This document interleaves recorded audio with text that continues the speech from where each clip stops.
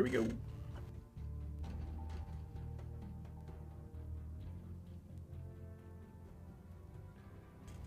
Hey Joe, how's it going?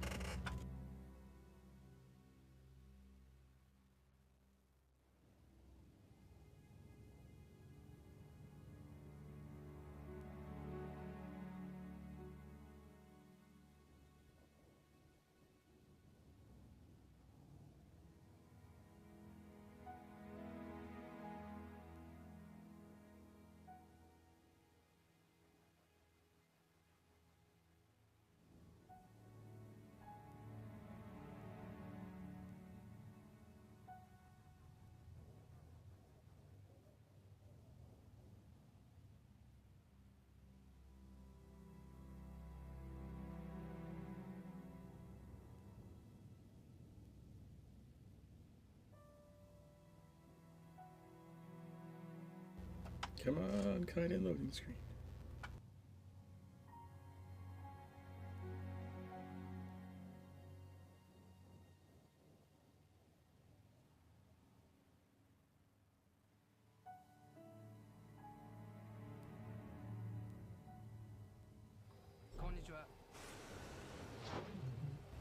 Yeah, I think, so I got really tired of patching back and forth like every other day.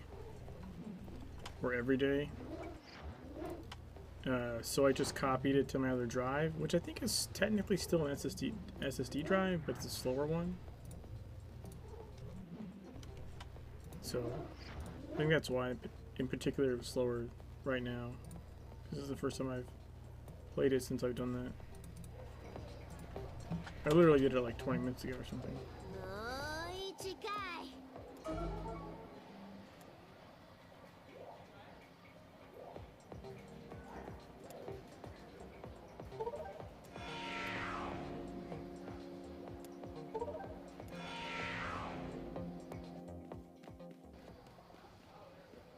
Can I get you anything? Some giggle water? Stupid things want to cool down. And a light? For 12 hours. So I ran the bank heist again over the weekend. Or like Friday maybe?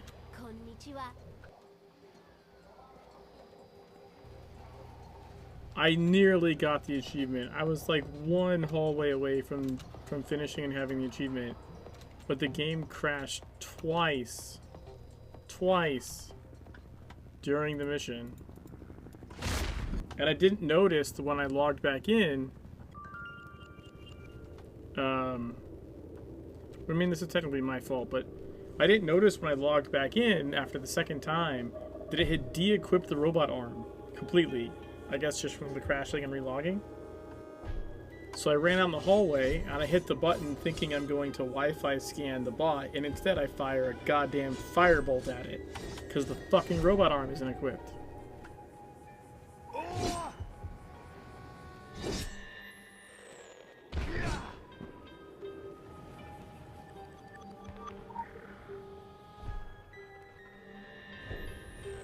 Which would never have been a problem had I not crashed twice. And I'm honestly surprised I didn't lose the achievement during the crashes, but I didn't. Both times I crashed were fairly... well, it did kind of fuck me up. I crashed at the computer, and then like I couldn't get the... when I logged back in, I couldn't get the computer screen to come back up right away. I had to like move away and move back. Alright, so I think we're going to start with the cinematic here.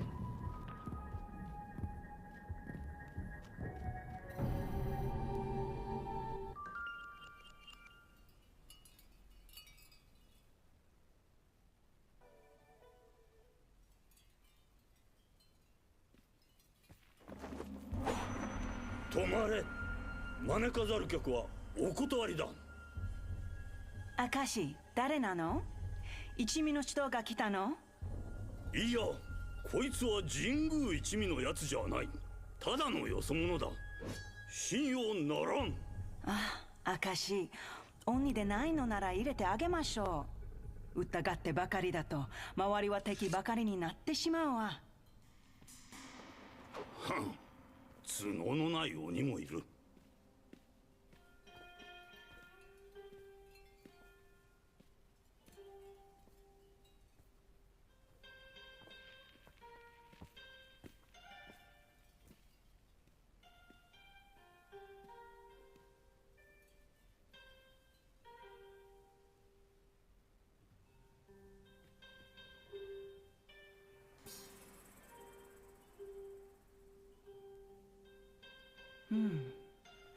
You have the look, outsider, of one who has peeled back the skin of the world and seen the maggots feasting beneath it.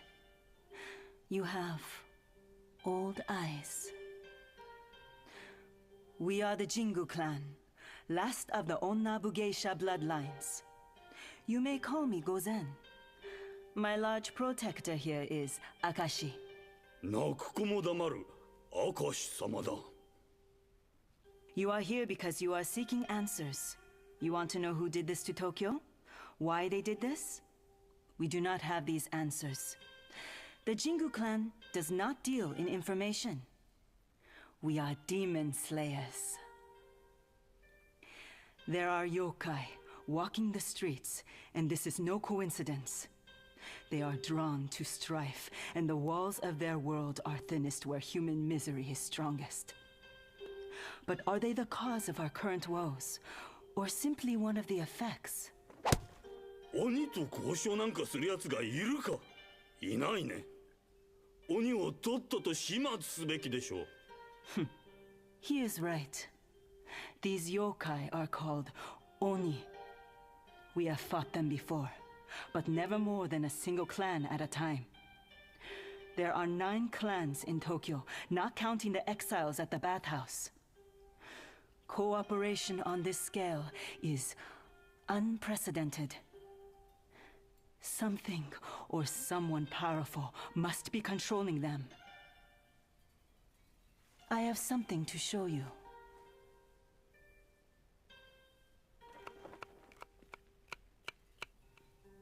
These are the house insignias.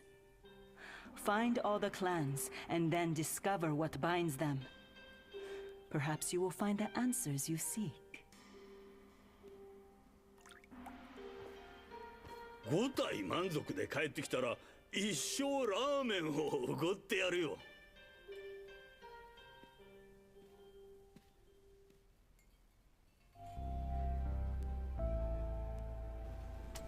Examine the house markings and examine Gozen's notes. Oh, we got a mission turned in just for this. In Tokyo, there are 3 groups who still play the supernatural game on a broken game board. The Fading Samurai, the Homeless Demons, and the Occult Gangsters. Our lot is thrown in with the latter. Contact their leader, Diamond Kyoja. I want to know your impressions of him. I don't like the way his entropy eats the equations. Introduce yourself to the other gangs as well. It helps to see from all the perspectives. And beware the voice haunting the airwaves.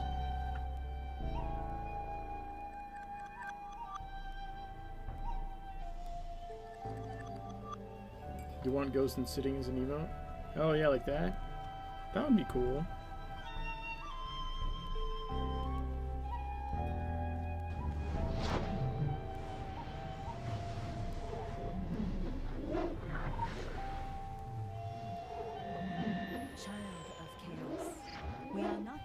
So if we bow, I return to this city following a vision we can from put my this heart. legend with show I up. come here following the tempest in yours. And I can never remember which fucking one of these things makes the other one show up.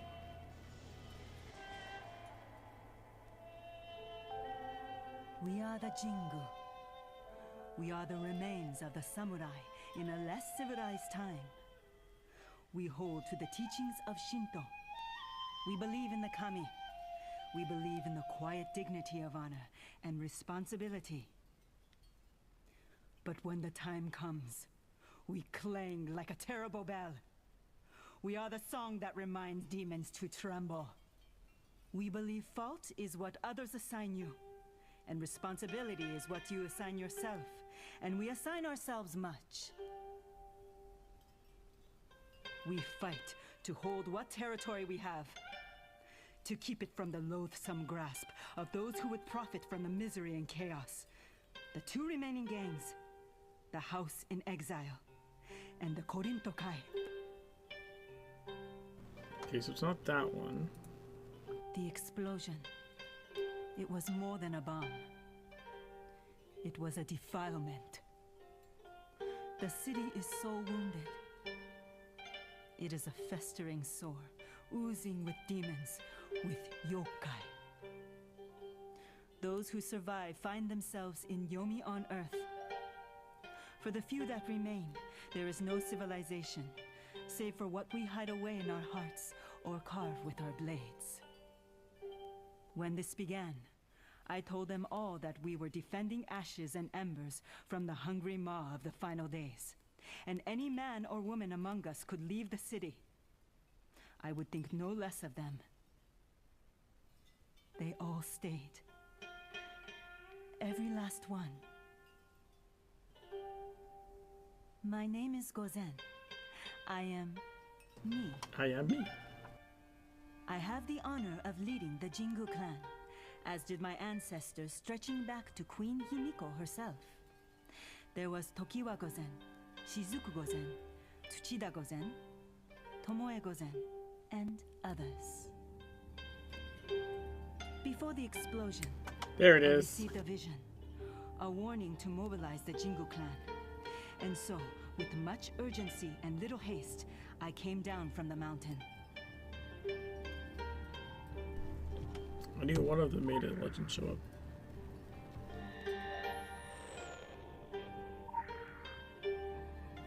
There's the house markings.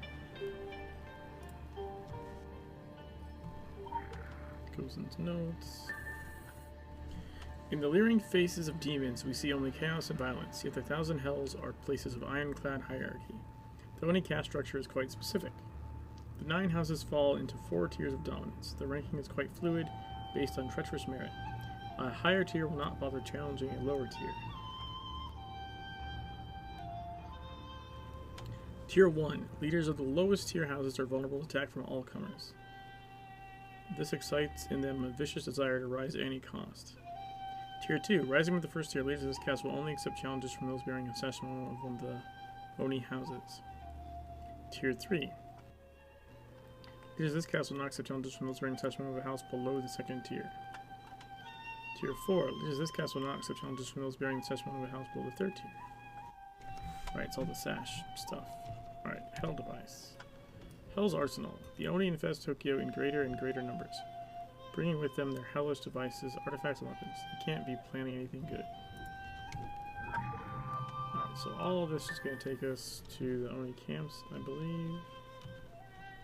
Right? Yes. I don't have a well yet, so I'm just going to have to run.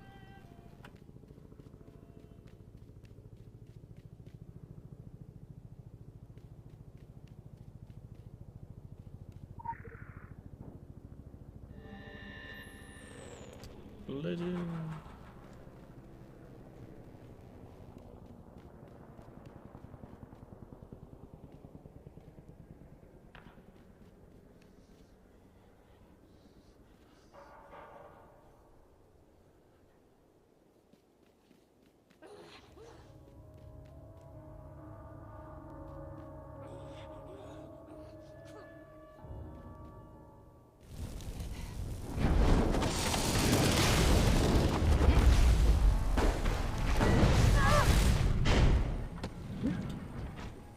That guy.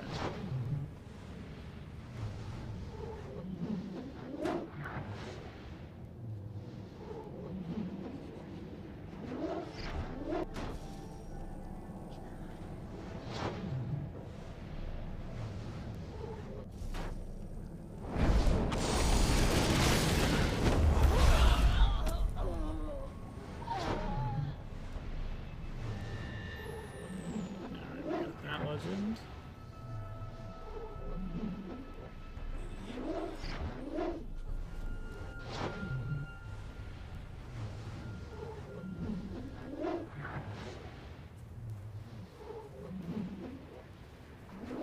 Animal Will. This legend.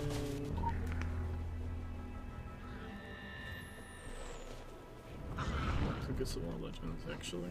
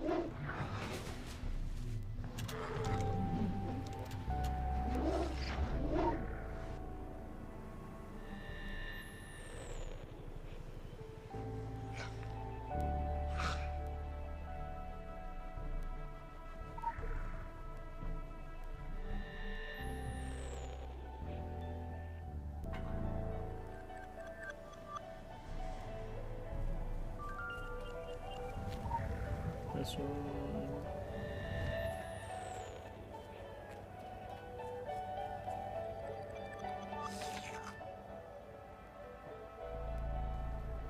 Third.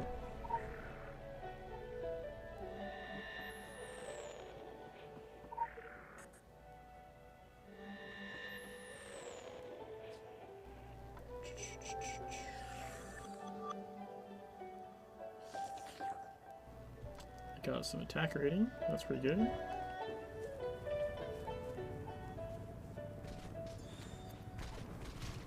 See a champion.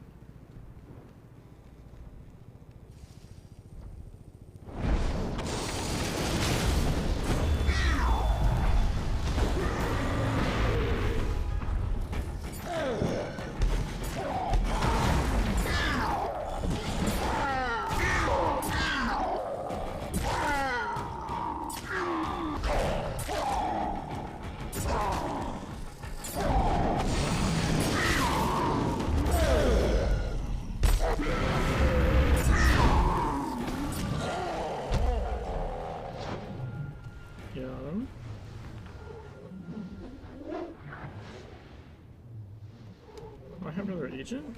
Where do I get that? Cool.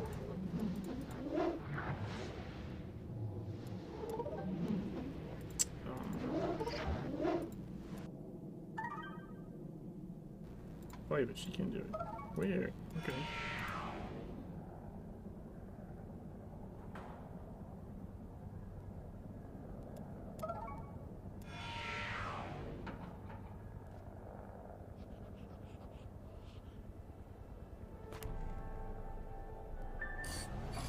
Very nice.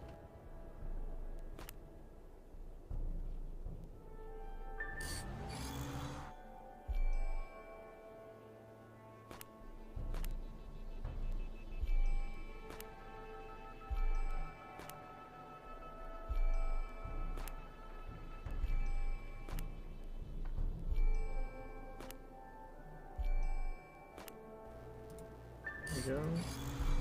If it takes something up a whole level, it's better than it not taking up a whole level. That makes sense, I hope.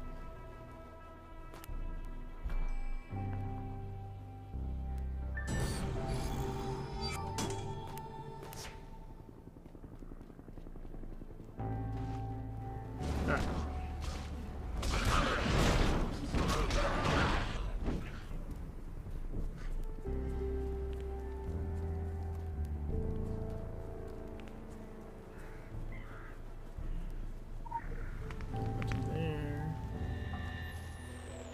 It's food! I don't have a side mission for him though. That sucks.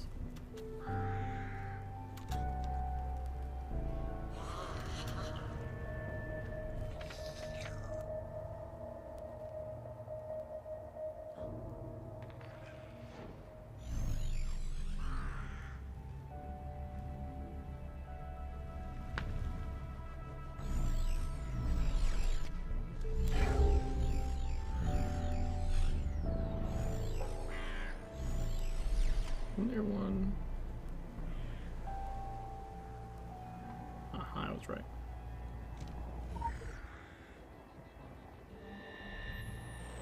There's one there, and I think there's one over here somewhere.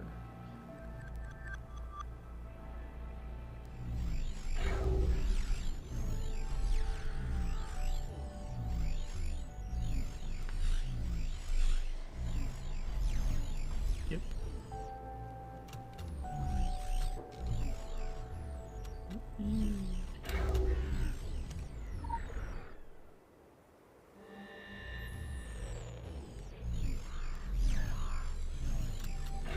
Another one? Aha! Oh, what did I aggro?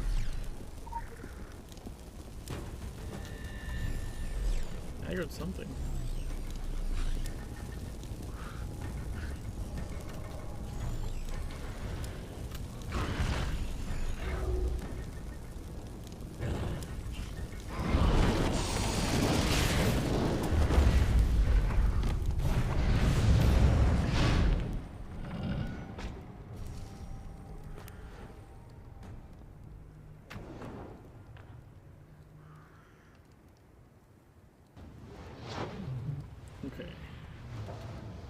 Retrieve the Sashamoto.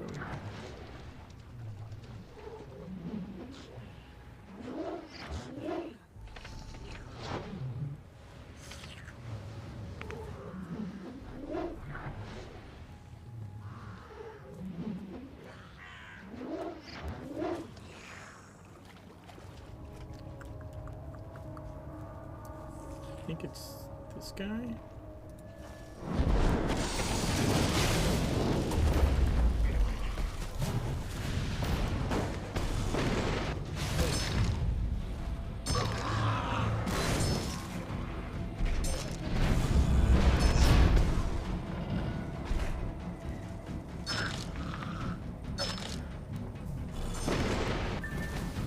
Yeah, I got my Shatsumoto.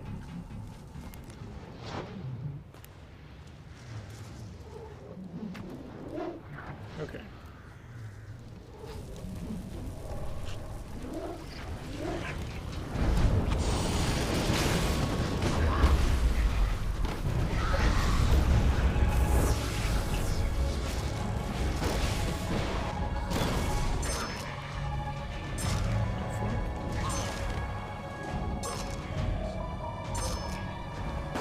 How do I aggro like that?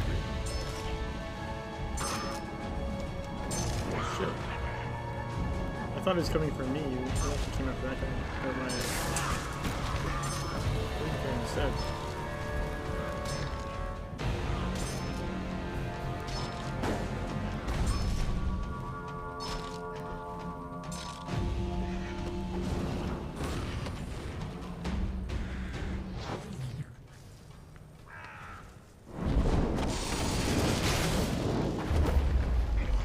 I gotta learn not to engage with that one.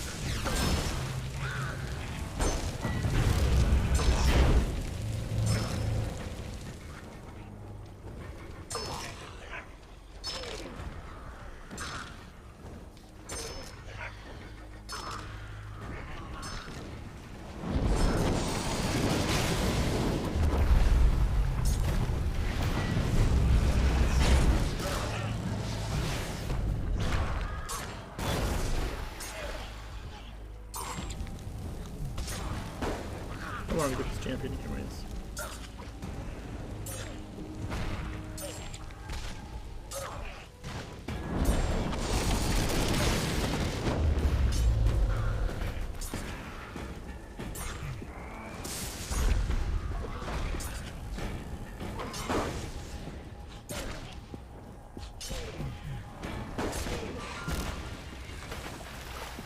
Yeah.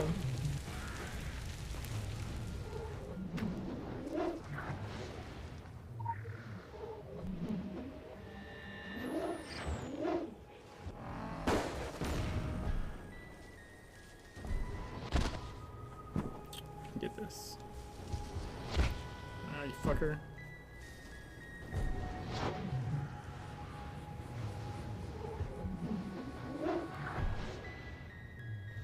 Haha.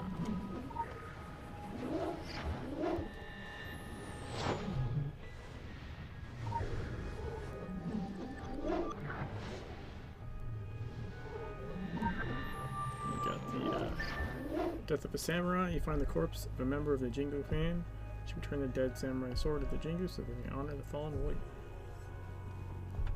Sure.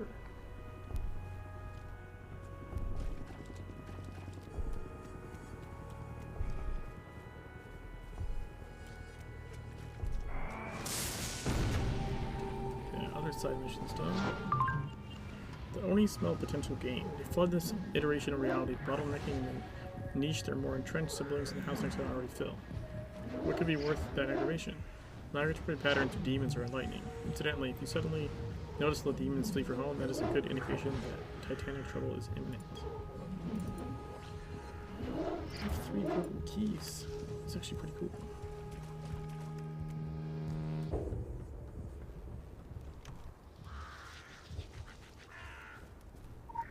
Bring the gun. Hey Zen, how's it going?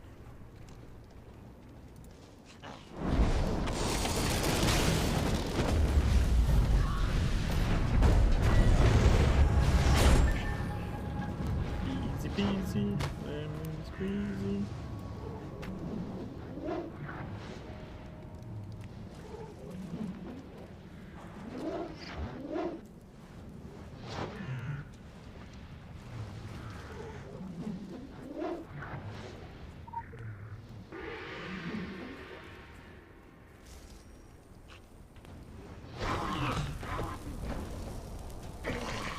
Yeah, so now I don't waste it.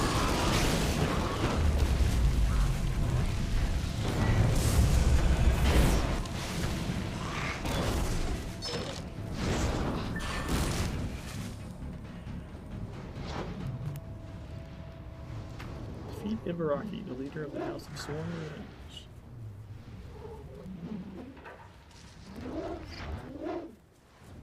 Additional assignment received.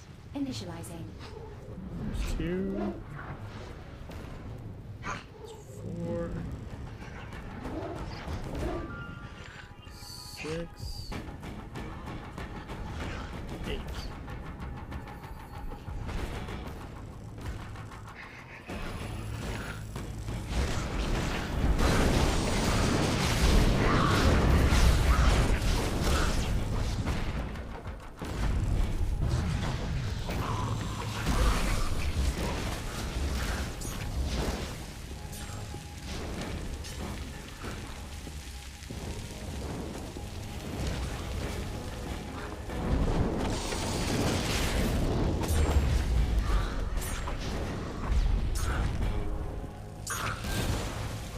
Hey, Blue, how's it going, man?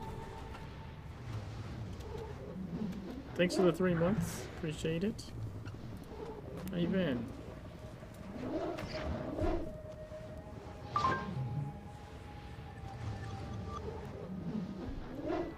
Loot lantern. Lantern. Where's this legendary? Oh, it's right here.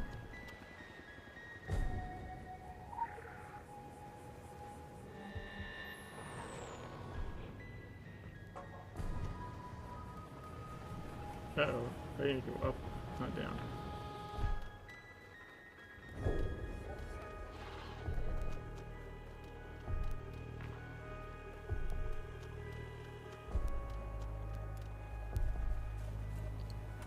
Okay, I think there's a legend over here somewhere. Yes.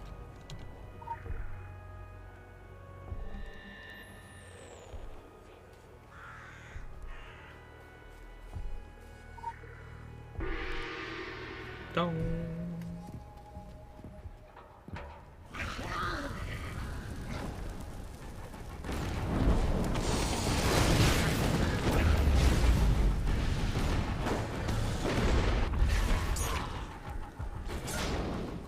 I'll have to wait for energy to come back.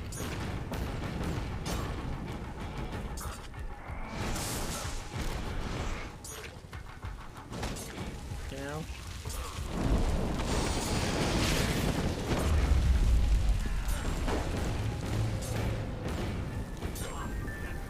There we go. We did it! Alright, flame guy, go away now.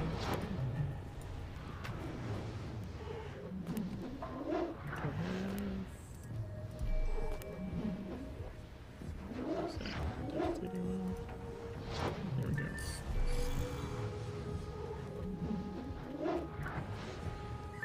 we go. Ibaraki's lair.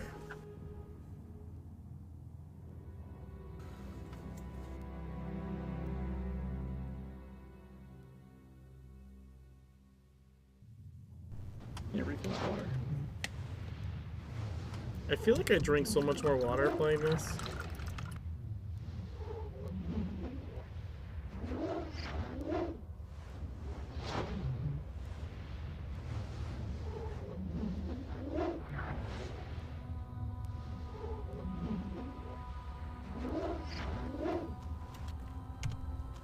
Hello, blow. On the corpse of a member of the Chinook clan, you find a satchel of explosives. Complete the dead saboteur's mission and send an explosive warning to the Oni.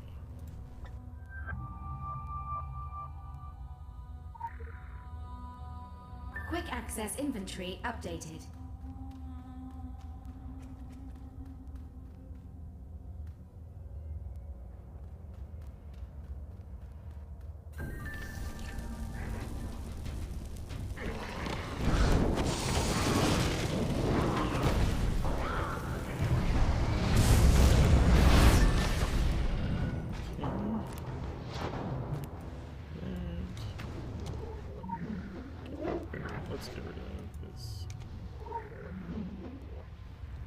access inventory updated.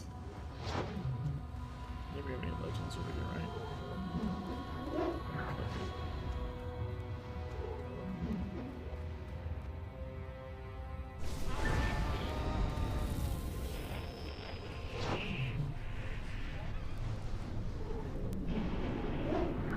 Oh, right, but we want to go back into here because this is where you...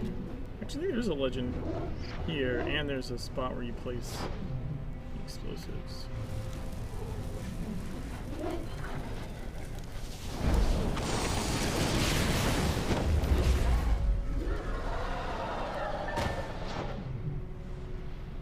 There's one of them. There's legend.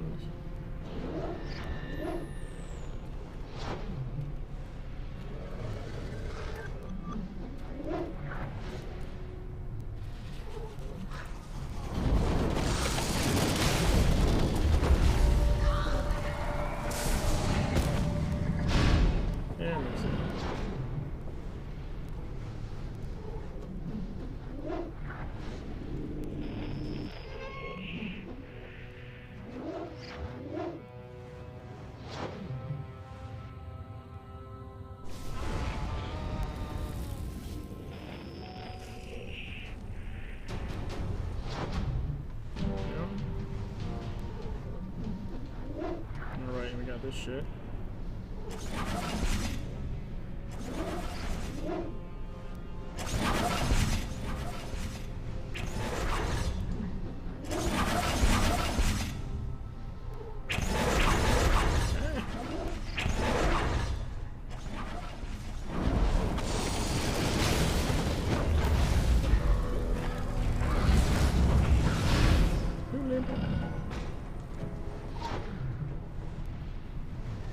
Okay. Back through this shit.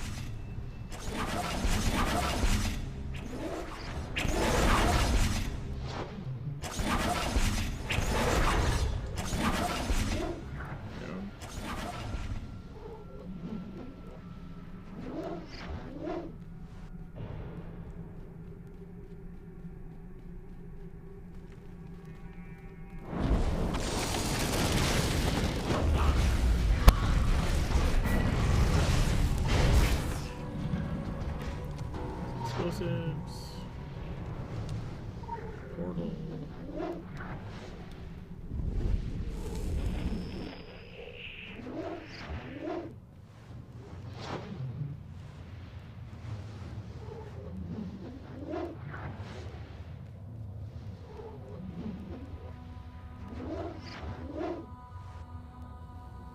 Is there anything this way? No.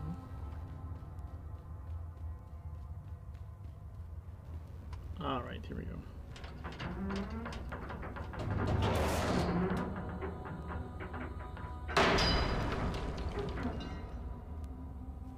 Now, portal.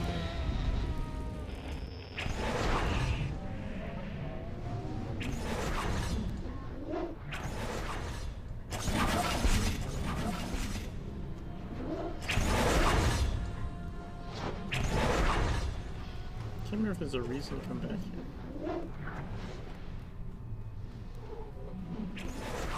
Doesn't seem like it. Just where an animal is, I guess.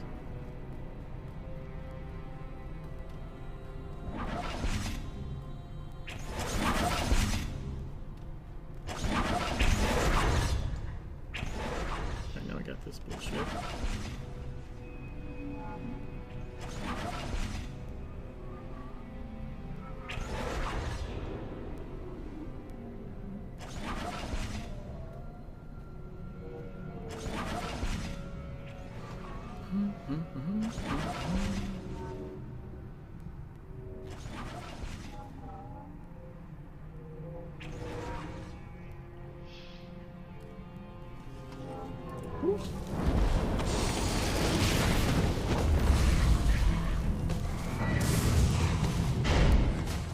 I think that might be one of the best I've ever done. Where I didn't have to jump at the end. I actually got them all in a row.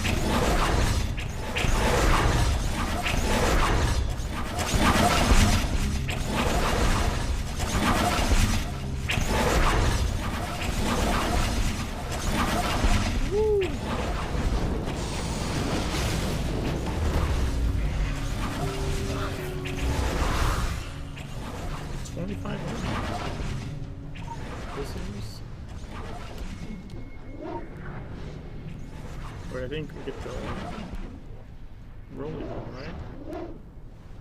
Yep. Ah!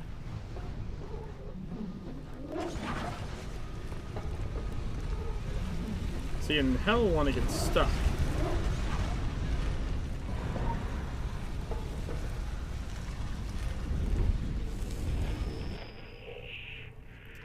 But in the regular dimension, in the Earth dimension, also has a ball, but it doesn't have lava shit jutting out of the edges, so it passes through.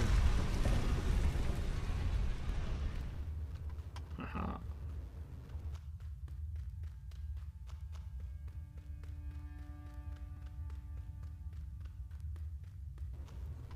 Now this one you just need to observe that it's this row, 3 up, over, 3 up, over. So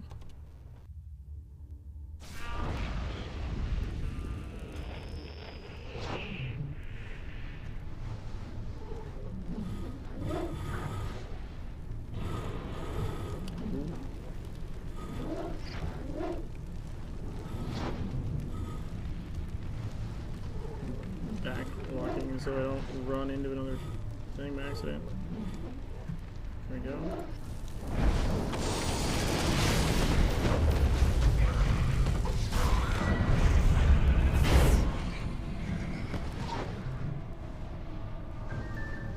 Okay, that. We're like in final fight territory here, I believe.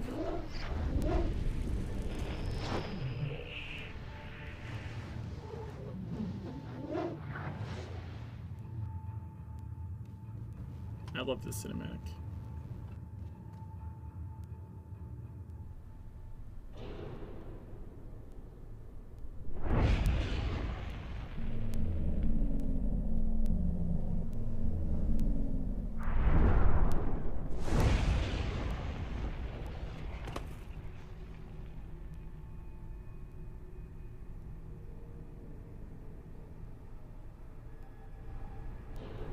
It's pretty sweet.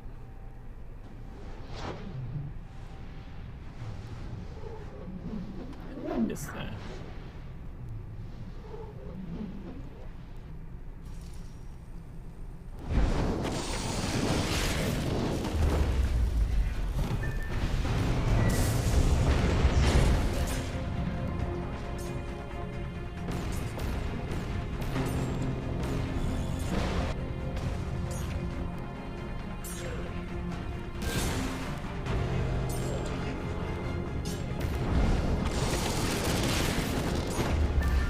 Got him, and I got the achievement.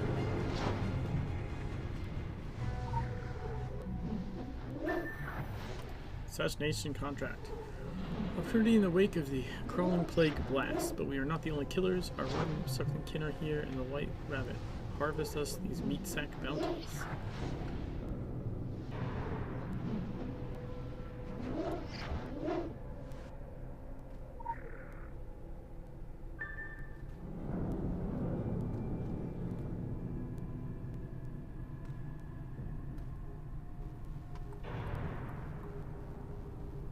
I think if we reset here. Yeah, I was right.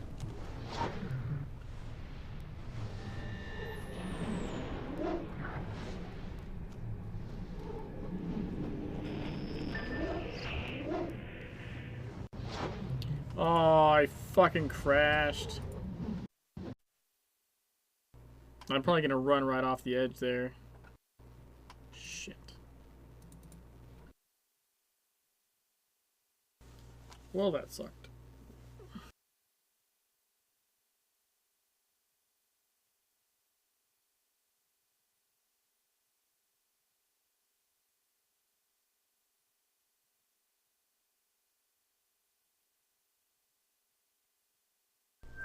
True, true.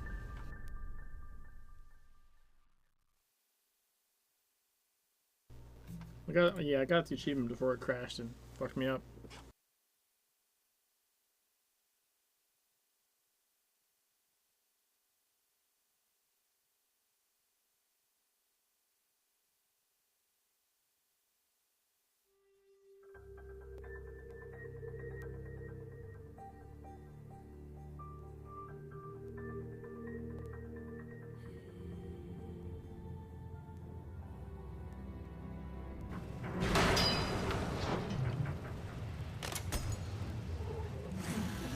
What the fuck? Wow. Okay. That's pretty impressive.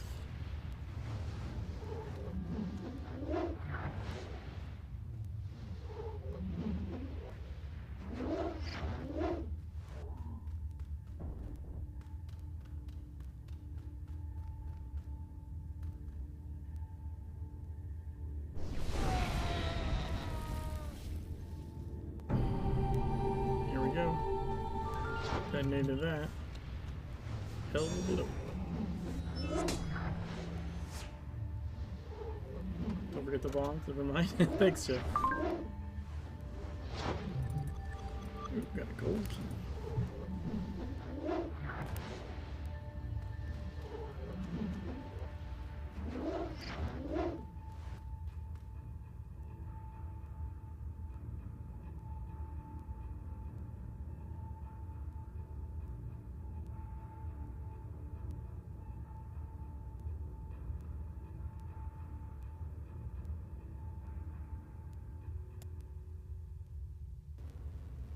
I wonder if any of my guys can actually even go for that. Let's see. What? That is triangle and circle.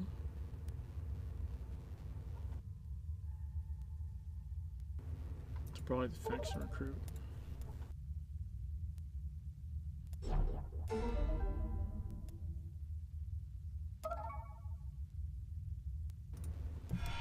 There we go.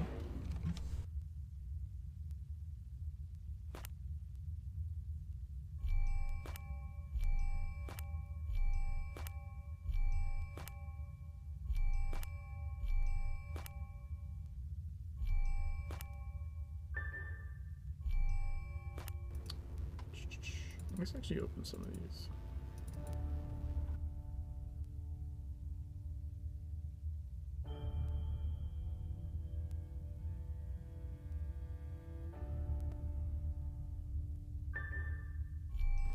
There's a bunch of these ones.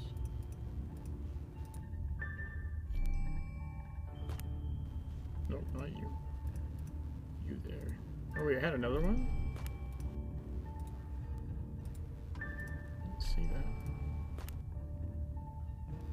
Hey, level 4. Nice.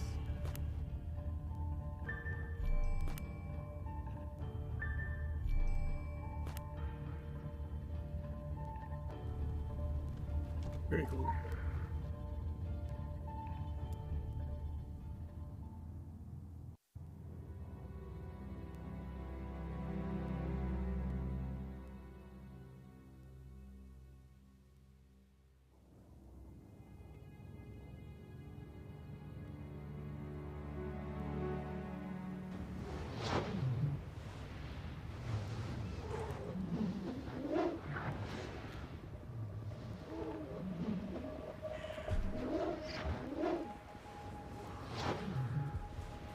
I'm just gonna grab this side mission while I'm over here.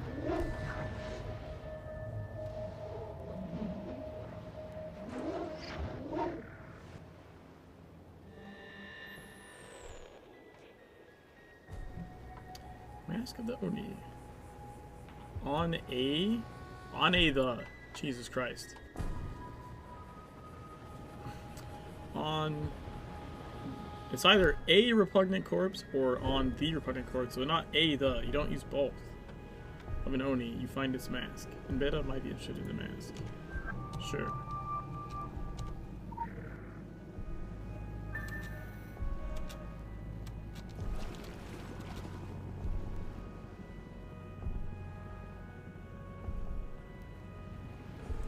Little bunny hops.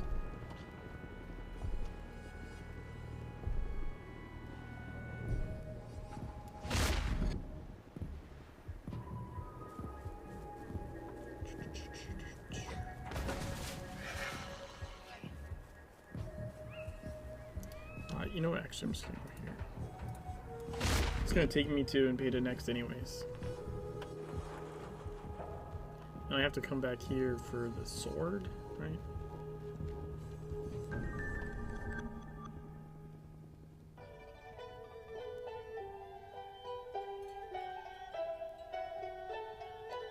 若者、大槌みたいに振り回してんじゃねえ。危ないだろう。He's not usually this tense. Did you find what we need? This much money. It doesn't surprise me that the Oni are here. The demons do love their avarice. Do you recognize any of the names? Assassinations. Somebody is cleaning up a mess. The real question is whether it is their own mess. The more that time passes, the harder it will be for you to find your answers. There is one source that might provide you with more information, but it will be distasteful. One of the Oni, Imbeda. 俺たちは鬼と友達ってか、御前よ。俺たちは信頼を裏切り、我らの祖先を侮辱するのか。まるで一味のお頭のような口ぶりね。一味の代表にでもなりたいの？お前は一味を危険にさらそうとしている。思い出のため、失った愛する者たちのために。もういい。台所に戻ってちょうだい、明石。あなたには実勢心も祖先に対する謙遜心も欠けているわ。さあ、行って。Talk to Imbeda at the bathhouse, but don't let your guard down. Dealing with demons is a tricky business. I have some apologies to make.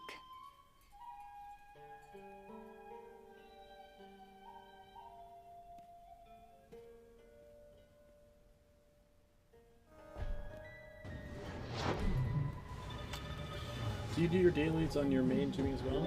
I did them already earlier today. I was gonna say this morning, but not this morning, but earlier today, yeah. In fact, I even did an E5 Dr. Garth on one of my alts just before the stream.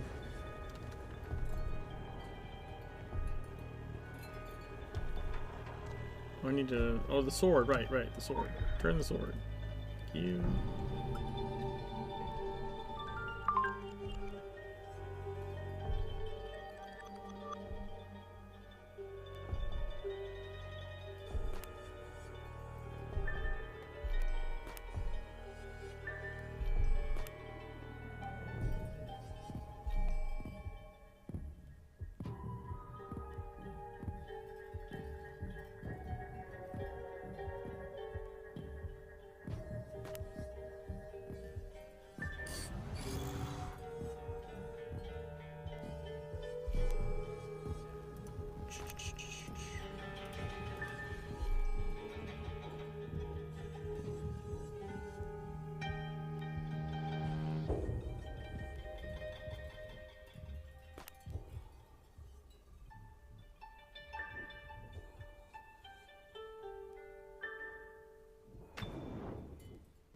Oh, I forgot this one.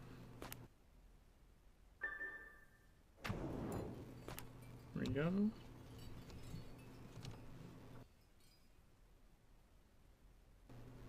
I could even buy back some weapons I sold.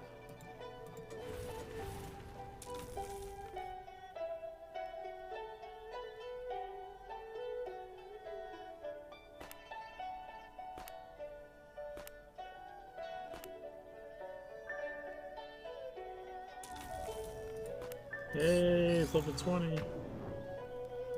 Yeah, buddy. Alright, so go here.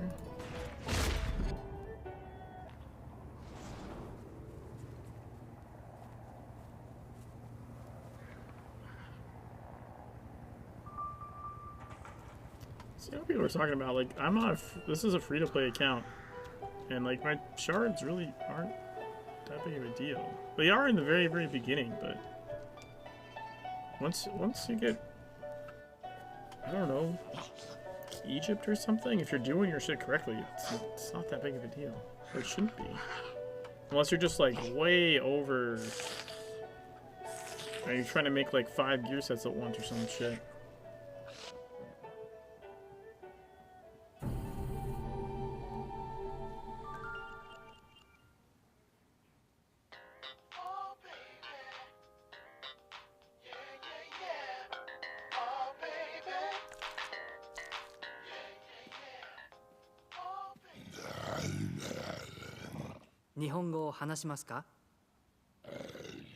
Kanskje norsk?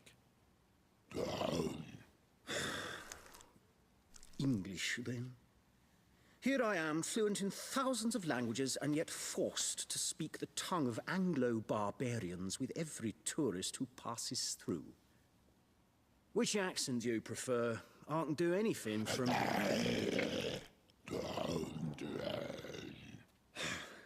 My wearer and master is in Bedar of the House of Exile, and he wishes you welcome to the bathhouse. He also suggests that should you feel the need to remove your clothing and frolic naked in the warm waters, that is also okay. Anyway, I am the Mask of Kanami, capable of translating. Master smells the bee magic on you. It seems the cavalry has finally arrived. Tokyo is a trap for fools. The Jingu clan, the Yakuza, they are insects struggling against the flypaper that holds them.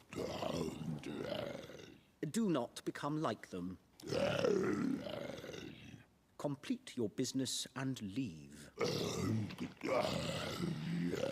But of course, Master understands that you wouldn't be here unless you need something from the House in Exile. Mutual profit is in everyone's best interest.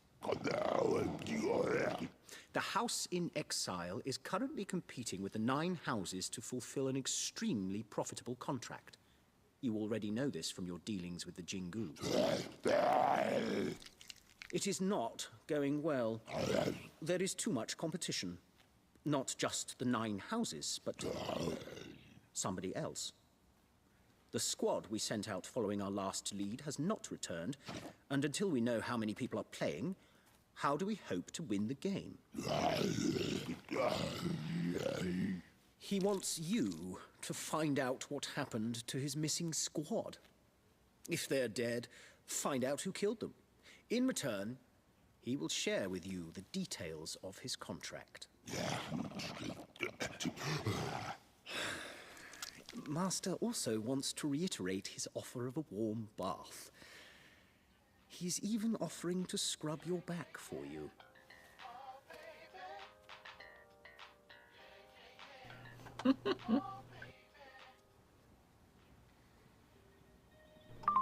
We admire the Jingu. Museums are full of things to be admired. The Jingu were outdated in their own time. They are unbending and will break in the gale wind. Now you must speak to the House in Exile.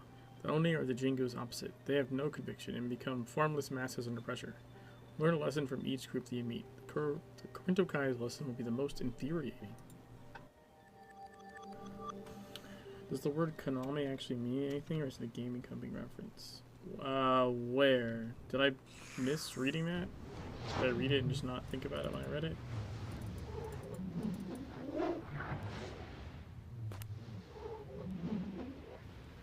Oh, the mask. The mask! Right. I don't know. It's a good question.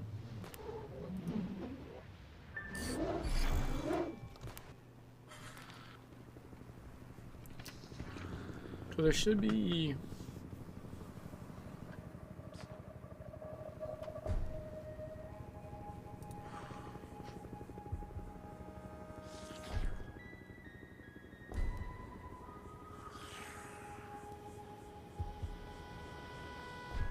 Isn't there a regional thing? No, it's not Konami. It's Konami. Like, it sounds like Konami when you say it, but it's _Ami.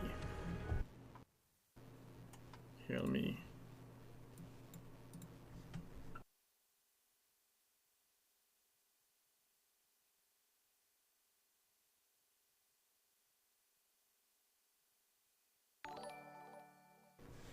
Hey, Linma, thanks for the raid.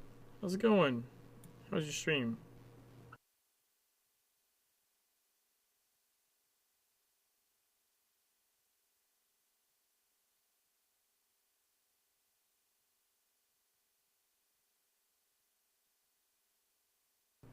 Konami was a Japanese actor, playwright, and musician.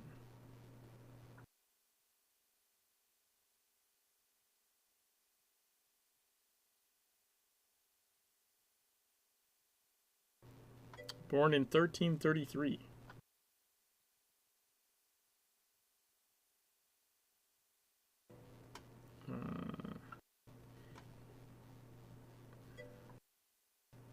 His son, Zimi, trained by Konami in theatrical arts, acted, wrote plays, and became the foremost theorist of the No theater. I think it's a reference to that. Yeah, it's a theatrical mask. Hey, Lima. Let's see, where can I...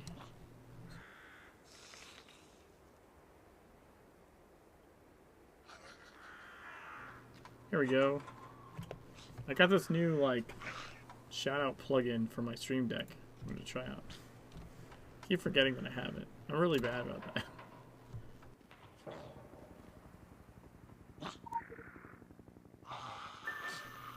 Yeah, I'm a Gucci. Parking. Oh, we're doing the car park shit. Oh, shit. I kind of forgot what we were doing. To be perfectly honest. I mean, forgot the mission that this actually is. I should say.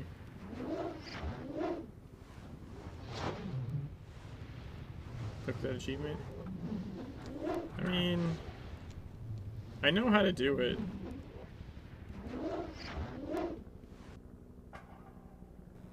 I mean, I had, like, it is where I lost my run on 2 different no-death runs. Was literally during the car park, I think.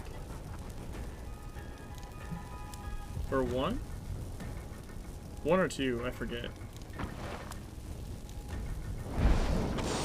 Yeah, I have sprint 4. You don't need sprint 6. Hell, I did the run past them thing with sprint 3 before. Although that is not as guaranteed.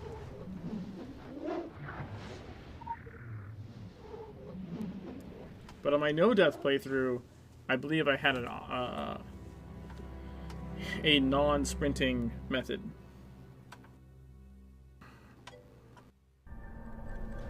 I don't know how to do without running through them. Oh no, you totally can do it without running through them.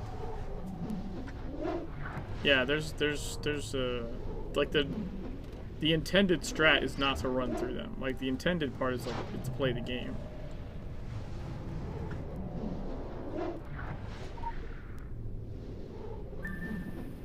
The mark is located. He's locked in here tight, but we're seeing a lot of the strange, and I'm getting that bad feeling down to my wicked bowels. Something else is here. Could use you and a few fellows in case it all turns foul. There's enough profit for all. Come ASAP. Locate the only squad leader.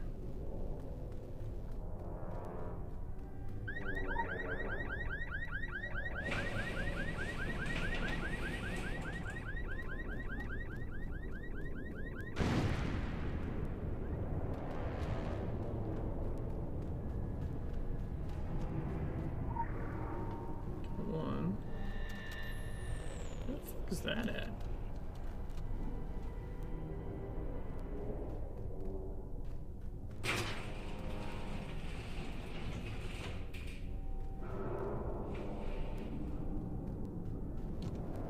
And then this makes the... Yeah, I love that. You try and open that lock, it's like you need a key, and this light lights up with the dead body shadow. It's really cool.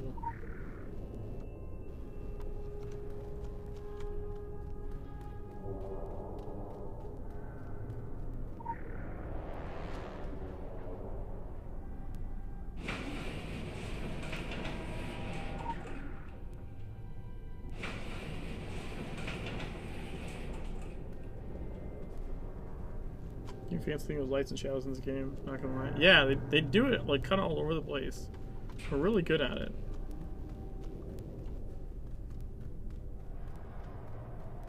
Oh, this is the one where it freaks out.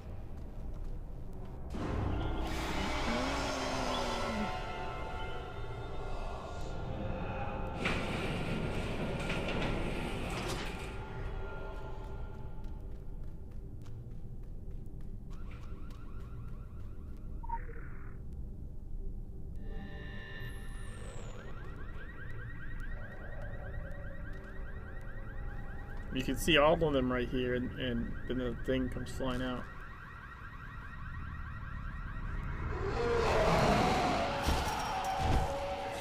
Or if I try this before I realize there is a baby on the ceiling. It's not a baby, it's a Gaki.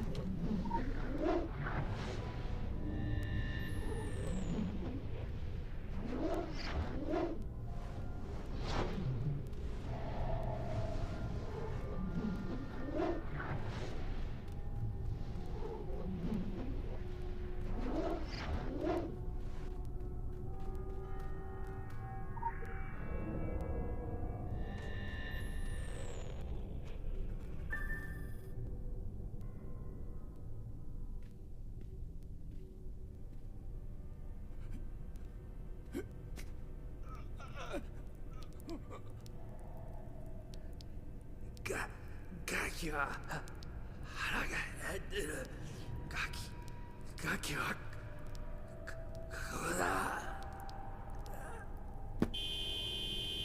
The Gaki are hungry, the Gaki are here. And the bunny leaves. Why is this weird?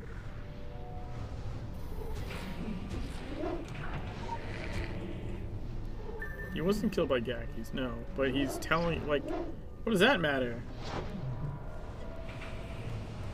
He was shanked by the bunny. It doesn't mean he's not aware that the Gaki are here. In fact, for all you know, he was running from the Gaki before the bunny caught up to him. He doesn't cryptically tell you about the Gakis. There's nothing cryptic about it. You've already seen them on the way down. He's just like, oh fuck, the Gaki are here. Hell breeds its own cultures, and the Oni habitually wear ornate masks, but none of the Oni wear masks quite like those donned by the demon outcasts of the House in Exile. Collect their masks. But I don't think there's anything cryptic about that. Like, I get what you're saying in the sense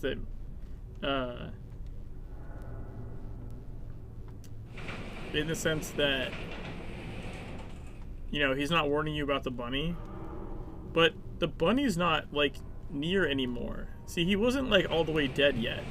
So the bunny stabbed him and fucking left. Right? So now, like, he's potentially alive for X amount of time. You don't know how long.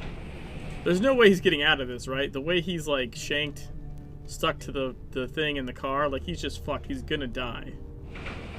But that doesn't mean you're not worried about this being fucking chewed up by supernatural creatures, right? Like one does not negate the worry of the other if you're not dead yet. So he's probably sitting there, stabbed, stuck to the chair, busy dying already, and then like, holy fuck, supernatural ghost girls are gonna fucking take me down to hell or some shit. It's like Japanese fucking afterlife terror. Like, yes, that's more terrifying than just the sword shit that's already happened to him.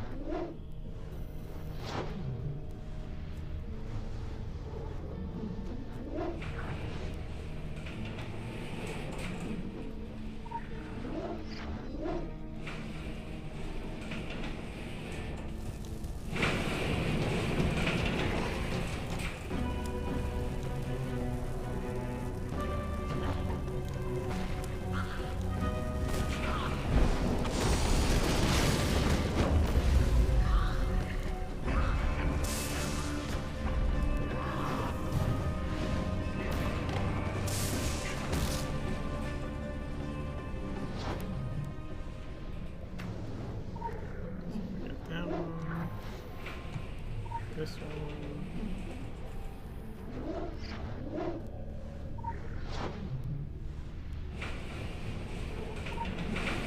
This one.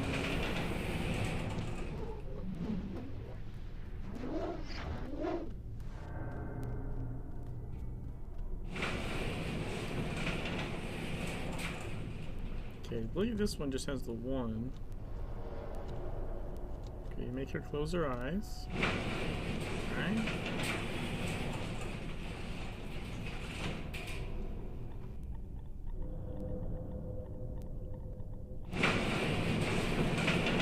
As soon as you're in the next level, it'll disappear, so you can come back down and explore shit. Like, you know, just look around for missing things. I don't think there's anything in this level. But you know, just to be on the safe side.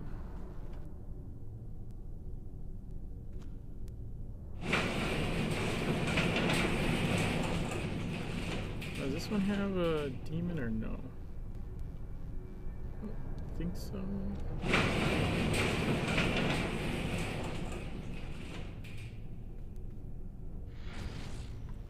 Why did you move? I was looking at you the whole time. I hate when that happens. Sometimes it's like they lose track.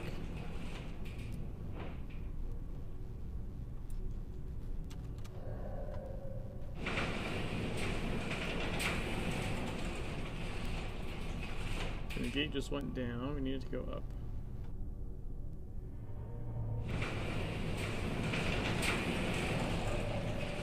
Go. Yeah, there's a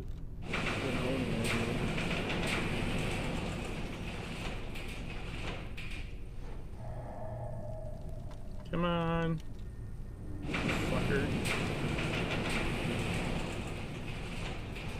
Whatever, I'm gonna go down here for a sec. I need to pull him down here. I don't want to fight him and deal with fucking kids up there. Alright, so we got that side mission done.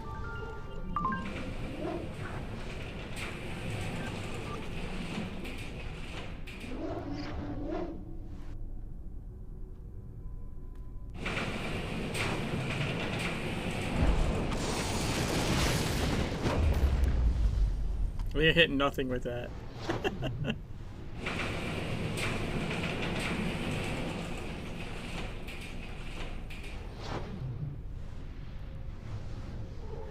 Come on, come on, come on, come on. There we go. He just walks through shit.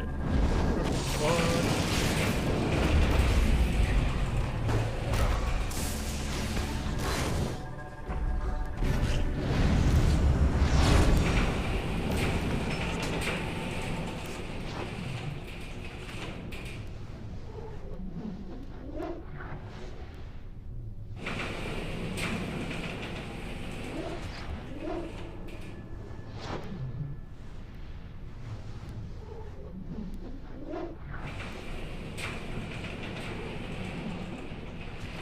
Oh, you little bitch.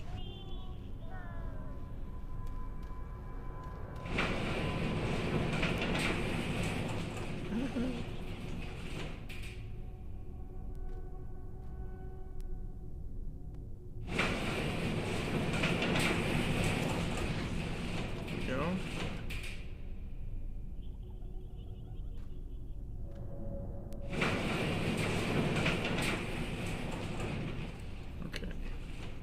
Oh, right, okay, so this is the one that's really shitty, right? I think it's the fire one. Because there's like two. Yeah, this is the one that is usually like a run. You can do this. See if I can get it.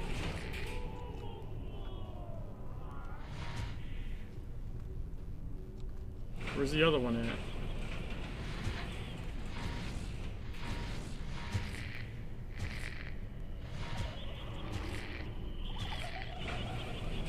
Jesus Christ.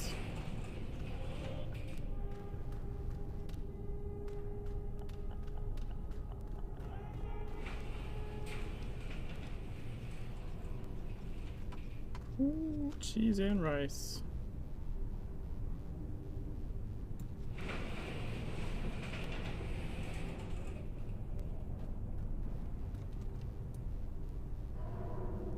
So we just bolt. Bolt! Holy fuck.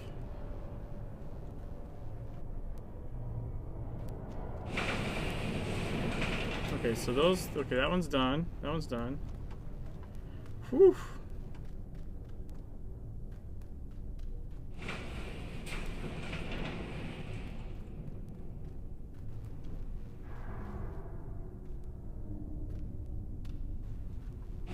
I fucking don't remember how to do this one.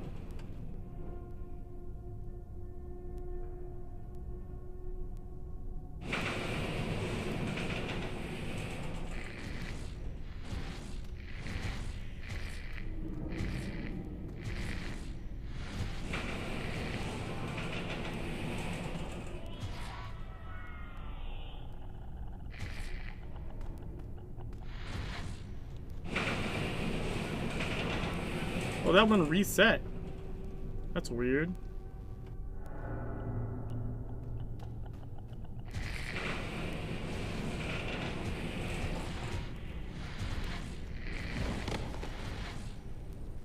Oh, I don't know how the fuck I got that.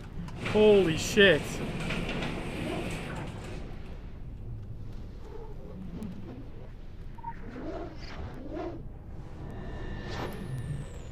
I'll take it.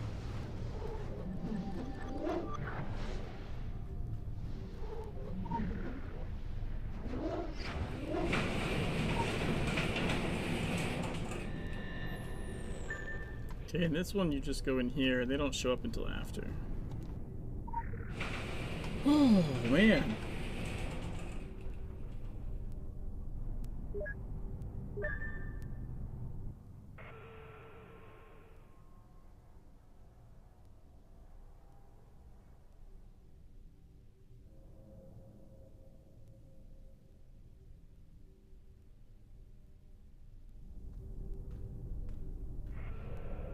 You can unclench now? Yeah, me too. We print the image summary.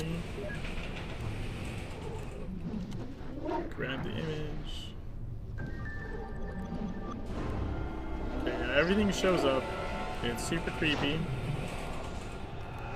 But here's the thing. You just back like this out towards the door, and you get the achievement, right? Lord of the Lock. Okay, now that you have the achievement triggered, now you can fuck with getting the... trying to get the legend. Ah! Which is a pain in the ass.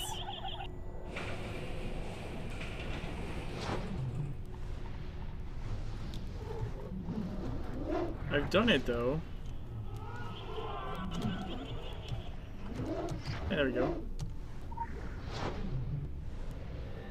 Got it. Screw you guys.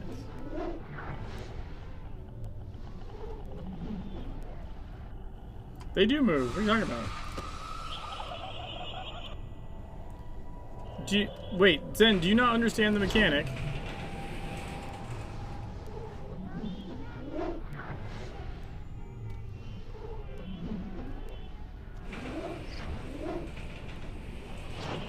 There's one that's stuck right there.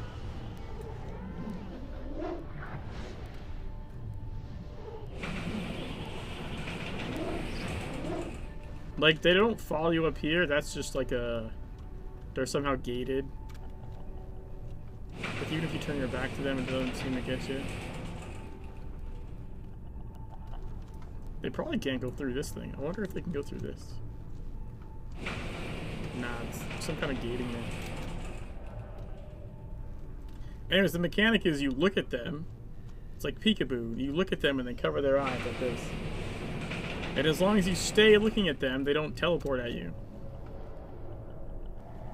So when you're running for the legend at the back, the idea is you look, I'm looking towards them, I'm kind of running sideways, right? And then you fucking bolt towards the end there. And try and stare the one down so it closes its eyes, and you can just get past it and then turn around and face everybody. It's tricky.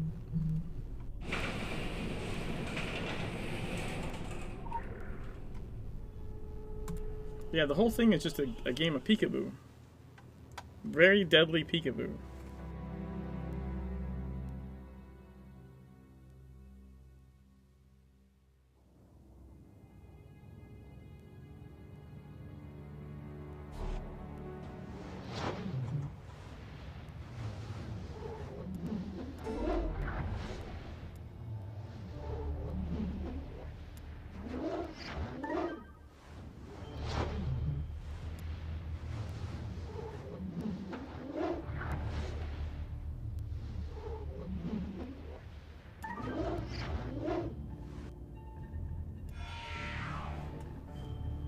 Turn to in beta.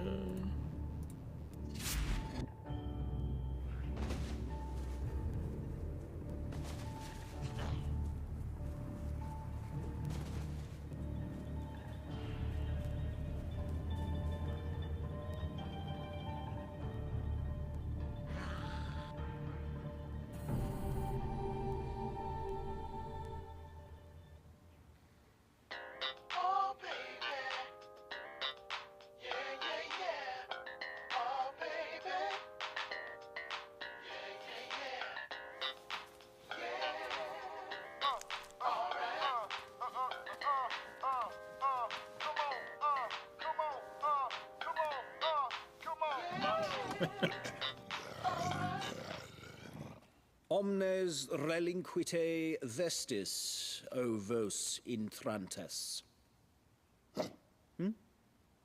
I guess not.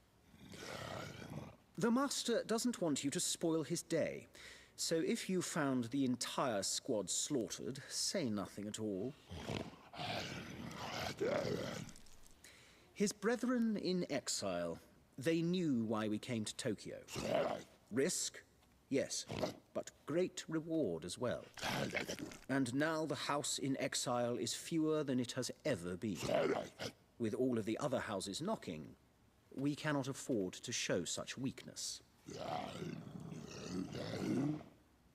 My master hopes that you learned something of use to him out there. Evidence, or...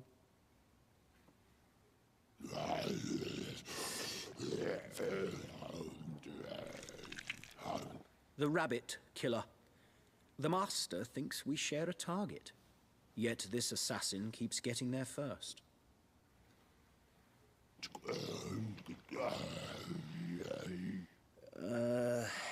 The master knows that he owes you information. He promised you details. But the details are what he lacks. The contract is anonymous. He doesn't even know who is paying him to kill all of these people. There is somebody who might know. Inbeda has an informant, a member of the local Yakuza. Yamato swears that his boss is into something big. Something world-changing. It might be the answer you need. He thinks that you should leave now. Unless you want to see what the second circle of hell looks like. I love that shit. It's great. Do not trust Diamond Kyota. I think it was a mistake to throw in with him. Find out all you can about him and send in your impressions. Contact me directly.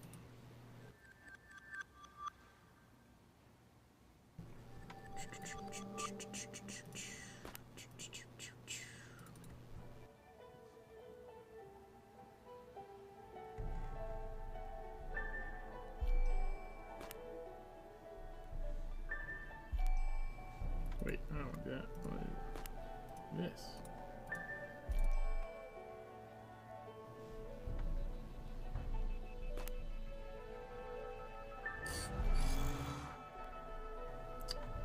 Okay.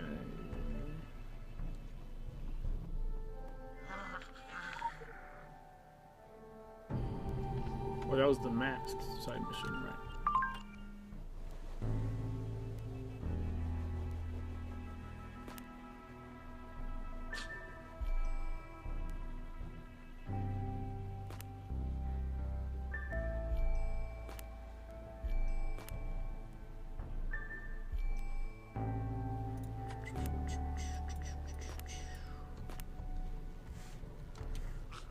Oh, yeah, none of these fucking missions count as main missions. That's a real problem.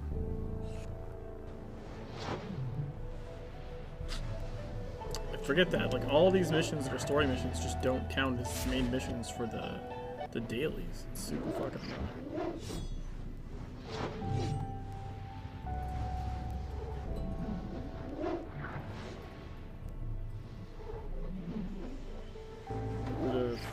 First part? Yeah. Like, the repeat ones do, yeah. But the first ones don't, which is, like, stupid and annoying. I think it's stupid. Killers on the road. The Jingu clan seems to think that the house in exile are behind the events in Tokyo. Ghosten says there's a hit squad of Oni from that house skulking nearby.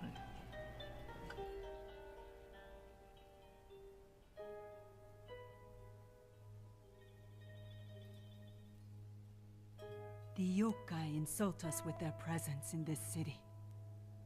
Where they tread, our lands are defiled. Our ancestors cry out for them to be silenced. 他のよりもずっと長くいる鬼が何匹かいる。In Beda and the House of Exile. They have been a part of the underworld in Tokyo for centuries. Grown wealthy on the teat of corruption. The Jingu clan has faced them countless times. Now their filthy brethren overrun the city. 俺たちが戦う時が来たのか。午前。一味はまだ準備不足よ。都市の生活をしみ、断ち切る時間が必要よ。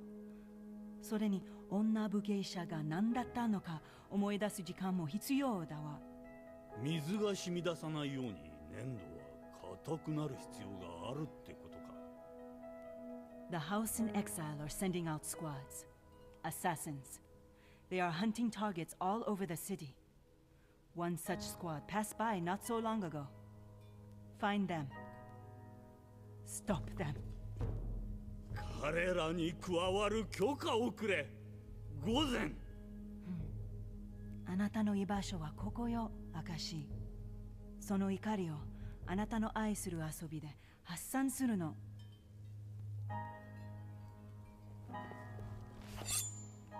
簡単すぎてつまらんのだ。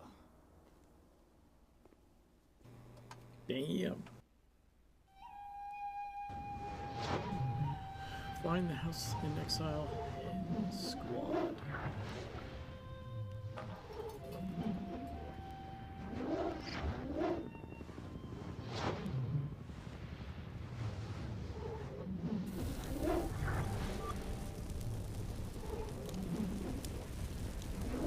Come back here, you.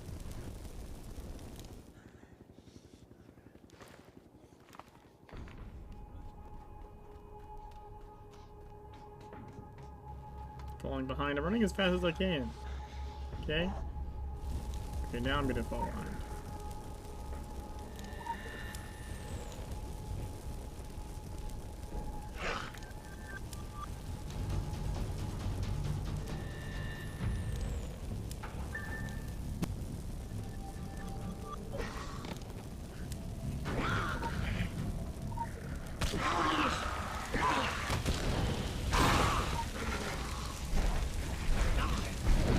Come on! Fuck off!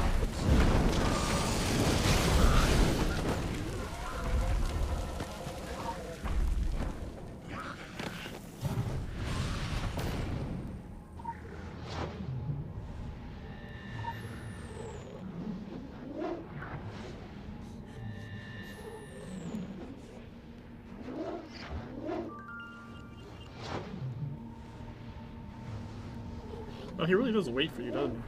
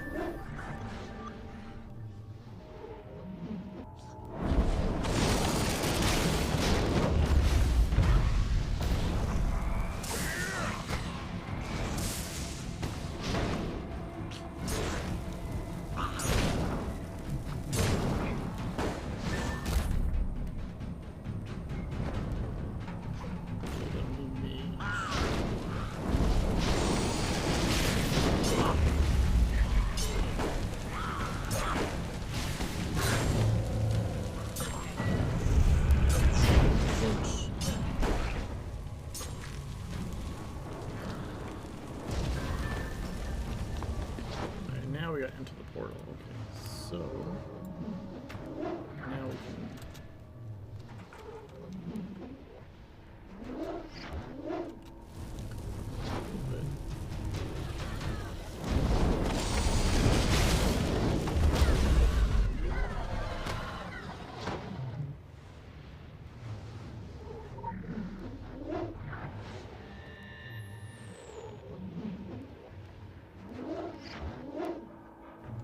Portal to hell.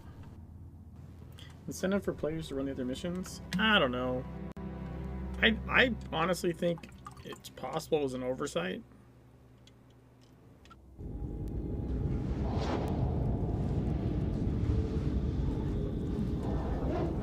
Because, like, in TSW, Tokyo was the first area, well, Tokyo and Venice, right? The first areas where the blue line is even repeatable at all, and they were actually blue missions, right? But then if you look how they did it with South Africa, the blue storyline works more like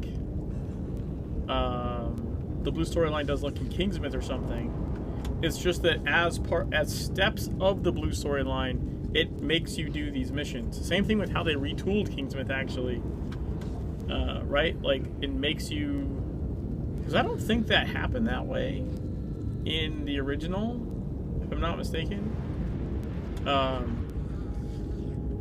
don't think the original, like, umbrellaed existing missions. I could be wrong, but I don't remember that being a thing in TSW.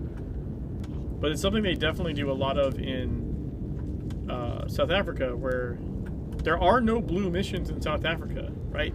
Everything's a mission, and then the blue line when you first play it is just directing you which missions to go do. But when they did Tokyo, they actually made them storyline missions that were repeatable. And so the repeatable versions are essentially normal main missions, but the initial ones are the blue, like the blue storyline, like the original TSW blue storyline, and I think that's why they might not count as missions.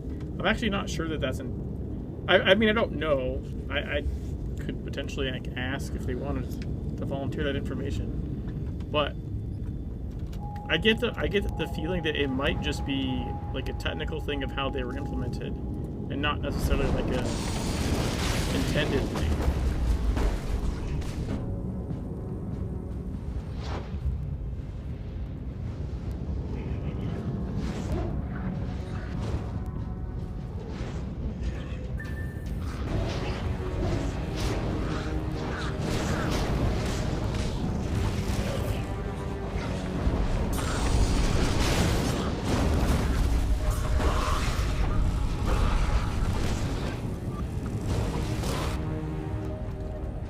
Good pull.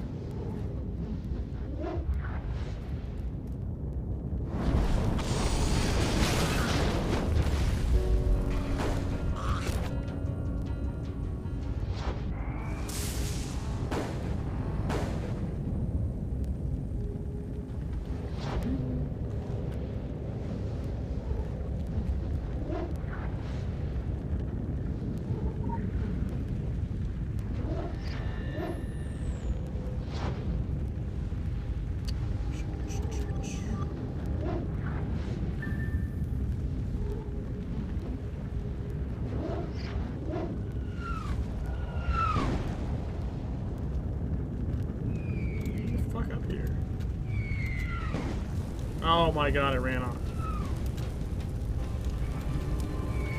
I have to kill this guy first.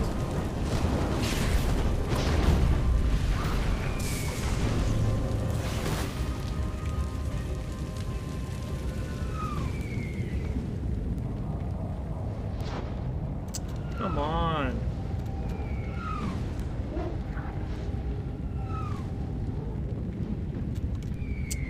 So aggravating.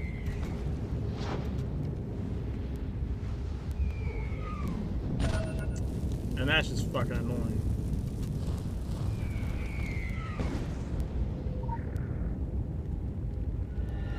There we go.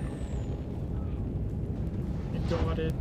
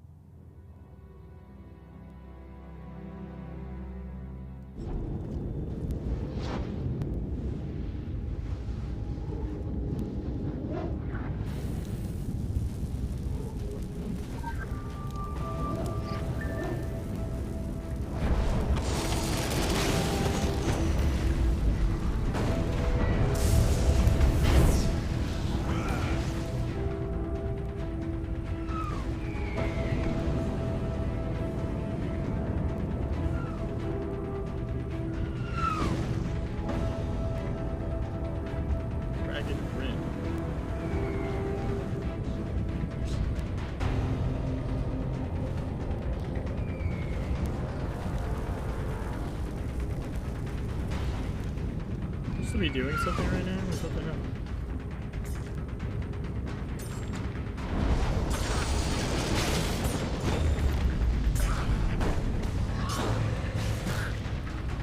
If I get closer to the portal, you can avoid ads in its next few pages. Yeah, I was wondering why I hadn't seen ads. I think it's already working, Joe. I did completely accidentally. Because I was expecting ads, and I was like, why is nothing happening?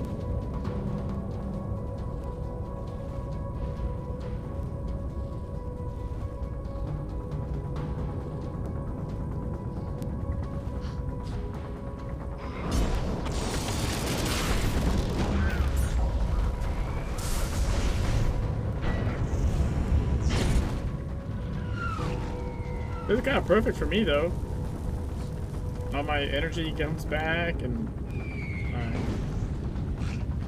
my overload comes off cooldown.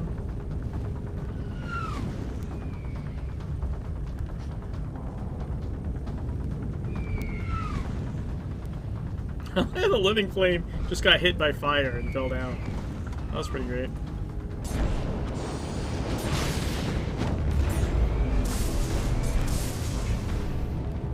Got him.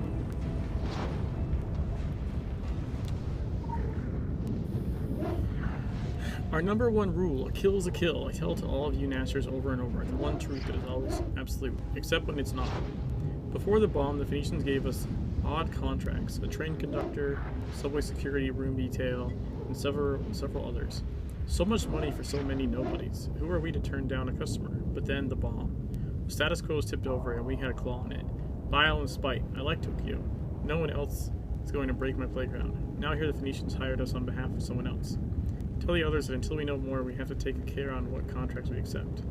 Accept the ones to split the Morning Light skins. Gobble up as many of those as you can. In beta. Ads not spawning is odd. Yeah, it is. But I mean, he was really close to the portal. He was like right here. I really like that Naradi in beta is perfectly eloquent with amazing calligraphy. Why would he be? In the wastes of hell, you find a finely crafted katana. markings on the blade appear to be that of the Jakku clan. So we shall return that to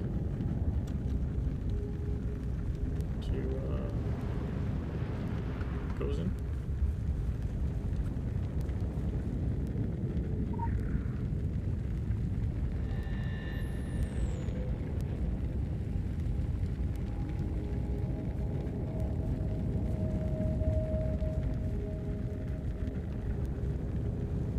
Turn to Tokyo.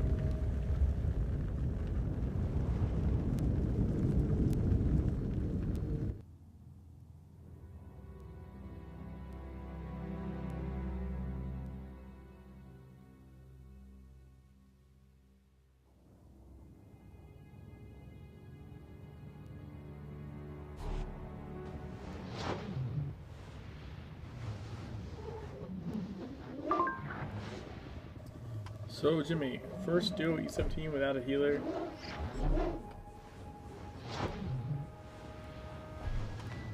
Now, you're ready to do that healer? Are healers just doomed this game? Public demand, so no. Hey, Poland. No!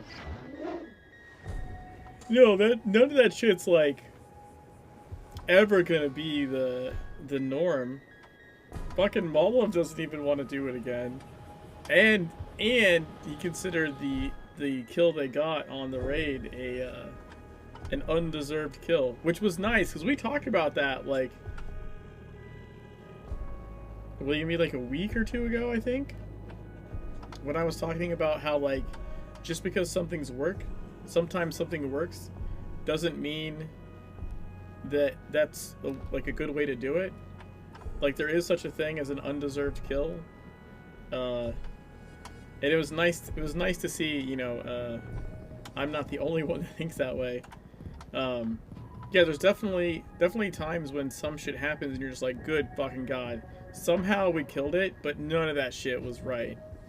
You know, or maybe not none of it, but a lot of shit was wrong. And there's no way we really should have been able to kill it.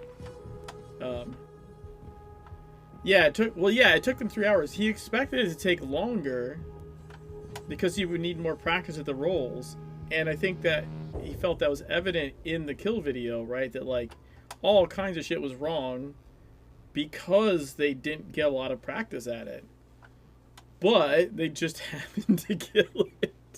So he's like, well, I'm not gonna do it again. We accomplished the goal. Like, fuck it, we're done. But holy shit, what a clusterfuck, right?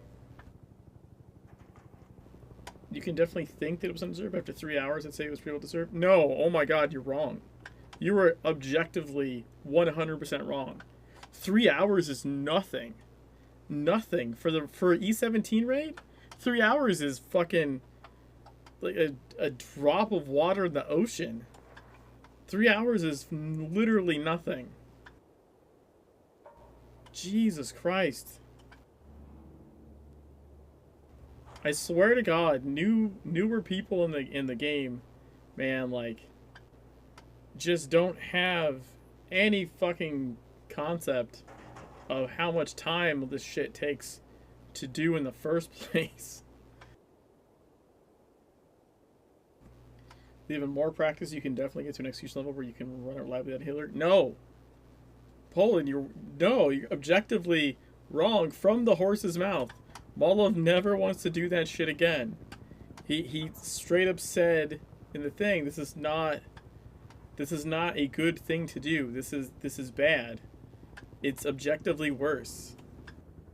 You lose DPS. You lose, like, the comp is bad. You lose more than you gain. Right? Like, the only reason you run without a healer is not because people don't like the healer role. The reason you run without a healer when you can is for the DPS advantage. But there's no DPS advantage in the raid. That was like his point. Was like they did it to see if they could do it, and they figured out some weird ass fucking ways that it could be possible. But it's objectively like a DPS loss to do it that way. Like solo healer, sure. If you have a really good healer that can do it, like you got a Levski for you, like, you know, someone that is good enough at that role, then solo heal the raid? Yeah, maybe. But even then, you still have to have the other DPS needs to be like a ranged DPS, and they're gonna have to like place filth, and, like use a buff circle. So like, and you're gonna have to have a second cleanse. Like, I don't even know, man, if even solo heal is actually really worth it. It doesn't, even claiming it works, I don't think is correct. It accidentally succeeded once. That's not working. If you have MO with raiding, when raid group encounter tough boss, what newbie raid leads tend to do first is bring more heals to keep us from dying to stupid. Yeah, like, I think any system looks to pare down the number of healers you absolutely have to have.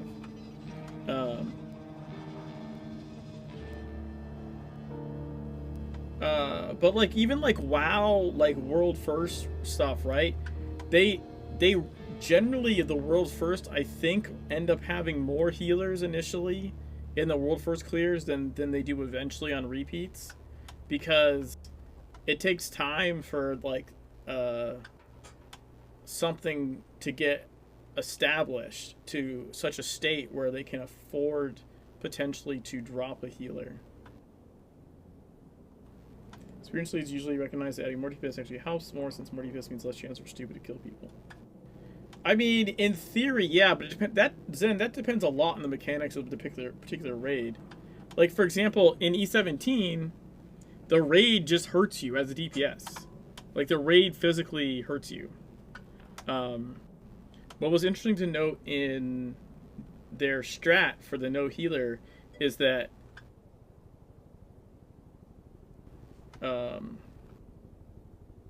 the lurker in the E17 deals damage to the 3 closest players, and that damage is not mitigatable. Like you can't mitigate it. Like a tank can't mitigate it. So they intentionally had 3 AR DPS with the anima-tipped bullets stand closer, so that they took the damage and then healed themselves with anima-tipped bullets. And then the tanks, because the tanks were using, I think, the effigy reconstructor gadget to heal themselves, and they're taking damage from the lurker already, right? Like, they couldn't take more damage they can't mitigate. Like, they can mitigate the normal damage. It's just that 3 hours of nothing and work after just... Dude, Jesus Christ. I don't want to get into this again. Something dying doesn't mean it worked. That's just not how shit works. Imagine the work if you put 1,000 hours into it. Now the question is, why would you do it running with healers better? Because it's one thing to put 3 hours into a meme, and another thing to put 1,000 hours into it. No, because it's just objectively stupid. Like, it's worse. Why would you put 1,000 hours into a worse thing unless it was for the meme? That's exactly how shit works today. No, it's not. It's not how it works with what you're talking about. You're equating like a random fucking fluke of killing it and the fact that, oh, this method works. No, there's a big difference between a method working and accidentally fucking killing it one time with a method. Those are not the same thing. They're just not.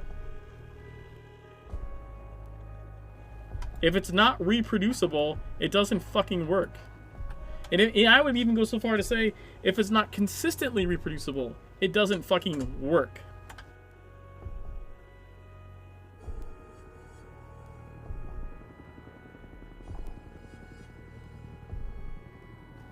But I mean, look, if you want to do it, if you want to get your Puggy 17 together and go balls to the wall, no healer, and try and you know, copy that shit, you know, let me know how many hours it takes you.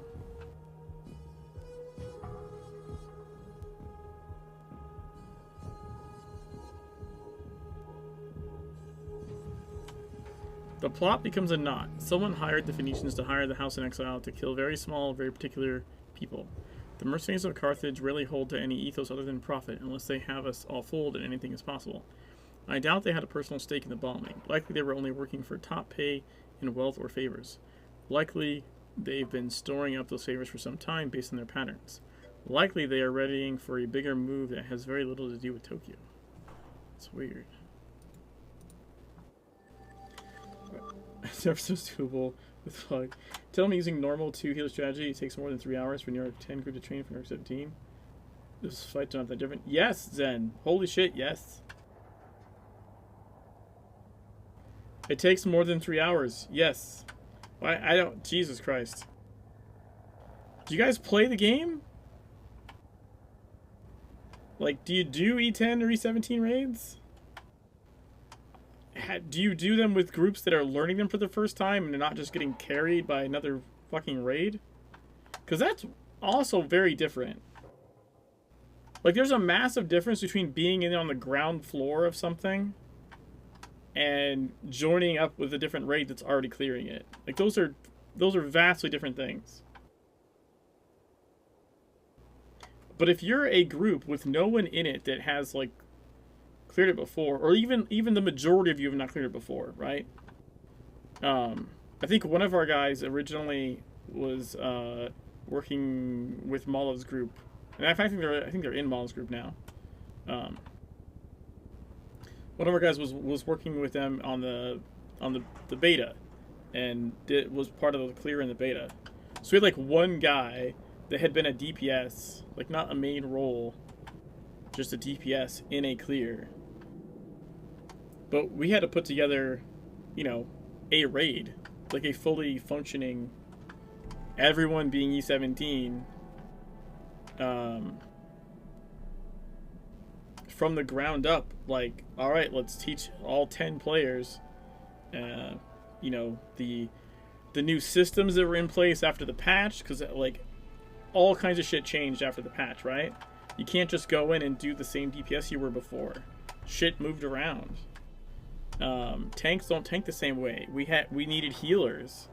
Like, yeah, when you went into the ground floor taking a... Dude, fucking after the patch, E10 groups couldn't even clear E10, never mind E17. And not just like bad ones. Like, we didn't on day one. The patch was on a Tuesday. Day one of the patch, we attempted to go in and clear E10. We spent a couple hours trying and just fucking flopped. Hard flopped. Right? And that was a Tuesday. Thursday we went again. Thursday we went again and we cleared it. Right? So we had like one day in between. Really didn't do any practice. The big difference of the day in between is everyone had more time to just figure out their normal fucking builds after the patch than anything else. And Thursday we refocused. It still took us a little while. And mine took us like an hour or hour and a half or something. Like, it took some time to clear the E10, but we cleared it the first week. We just didn't clear it the first day. There's other teams that were regularly clearing E10 before the patch that didn't clear it for like fucking 3 weeks or something. I'm clearing E10 weekly now. I'm E16. E10 is absolutely not doable with a 10 pugs. She had a full pug 10 tonight and it was a hot pile of trash. Yeah, it's not. You need coordinated people. But 10 pugs, if you're the same 10 or even mostly the same 10, and like at least if your key roles are the same, you can eventually do it if people actually, you know, care to try and are halfway competent. I'm not sure I went from this strategy works so often for elite group of players to this tactic should be doable with a full pug raid.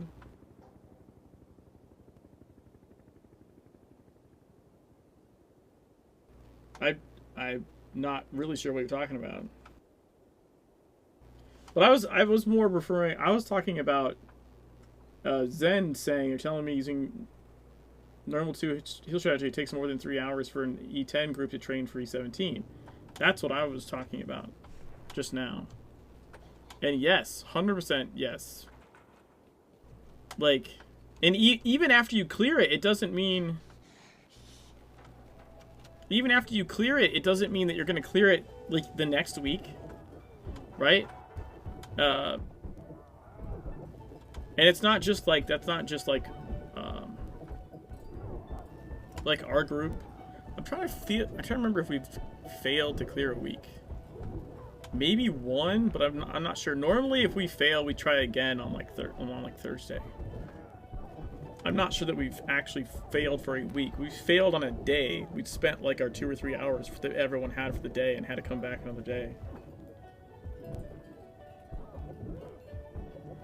What I see about New York rated 17, specifically it seems most of it is training. Healers do triple duty of opening shot, filth healing.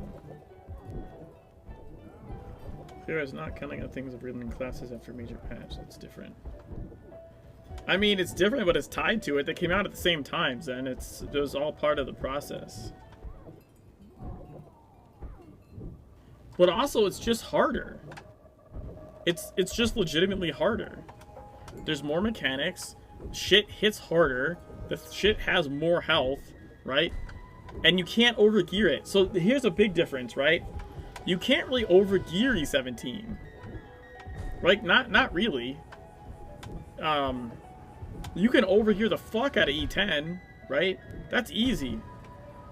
Look, Poland, your pug group, right? How many of your pug group were like well over 1,000 IP and you still failed? Right? Like, you can overgear the fuck out of E10, and 17 is much more difficult because you can't do that. Like, you can if you have the right players that are capable with the right weapons of achieving like certain levels of DPS, you can push certain things, but not the way you can in E10. What are the new things in E17? Filth. I don't know what filth after way mean. Oh, filth after the shadow? Dot near lurker. What else? So you need two people placing filth. You need 2 people placing filth, because the filth. So when one person gets the filth in places it, they have like a debuff on them, and the way the timing of the filth works in E17, like the next filth is gonna come, and that person that's standing out to catch filth is still gonna have the debuff from the first filth. So you have to have 2 people placing filth, right? That's usually your 2 healers, but you need 2 people placing filth because you literally can't catch the second one. You still have a debuff from the first one. So that's just one thing, right? Okay. The fuck? What the fuck was that? I don't think I've seen that before. Anyways.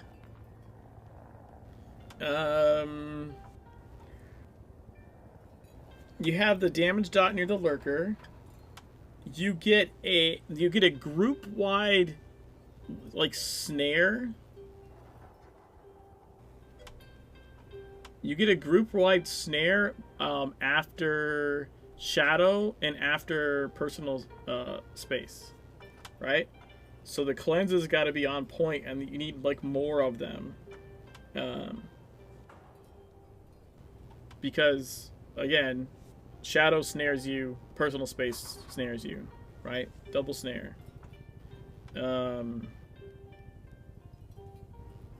What else? What else? Oh, the pods. The pods have a cast where they heal themselves. It's interruptible, but if you don't interrupt it, the pod will heal itself back to full really fast, like stupid fast. And it'll cast it again. Like, you can interrupt it. You get, I don't remember exactly how much time, like not very long, a few seconds, and then that motherfucker will cast that shit again and attempt to heal itself back up. So you have self-healing pods. And that goes for players and NPCs. The Titans in 17 cannot be knocked with a gadget anymore.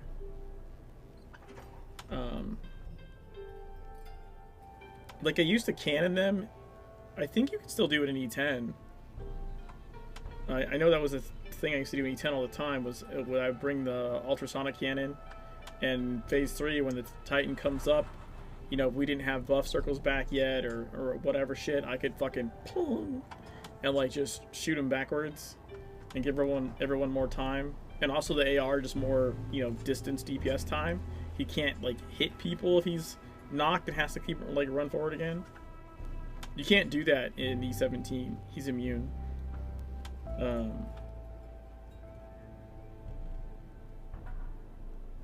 Also interestingly in E17, so the ads don't hit for much, but the ads have, I think, more health than on E10. The Titan obviously has more health than on E10.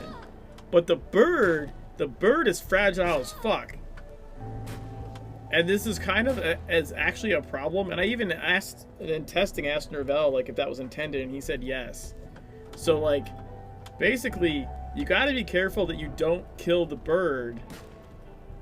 Like, you need to kill the Titan so the ads don't res, because if you kill the ads while the Titan's alive, then the ads res with stacks that make them deal more damage and are harder to kill. So you need to kill the Titan, and you need to kill all the ads before you fucking kill the bird, or because the shadow is tied to the bird's death. When the bird dies, shadow comes, and if an ad is alive and in the shadow, it turns into a bestial filth.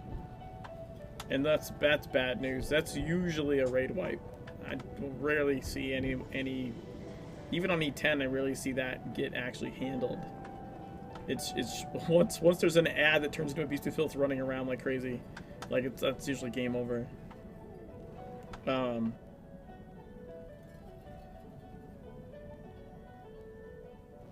So anyways, layered on top of the E10 is just more frequent filth. You need double filters, double filth placers, pods that auto heal themselves, Titans you can't impair, knockback, glass flappies, and that fucking dot from the lurker on the 3 closest players.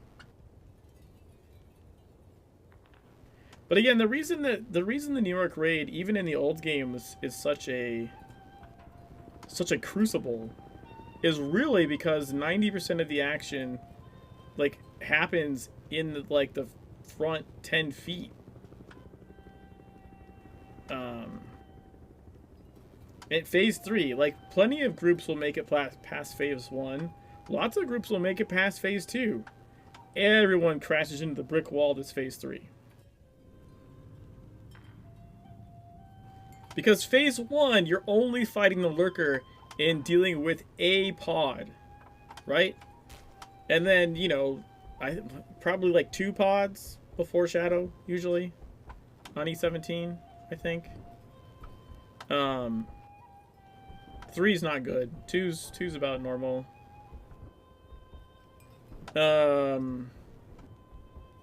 So that's like not that difficult. There's not much going on in phase 1. In phase 2, you have all that room, right?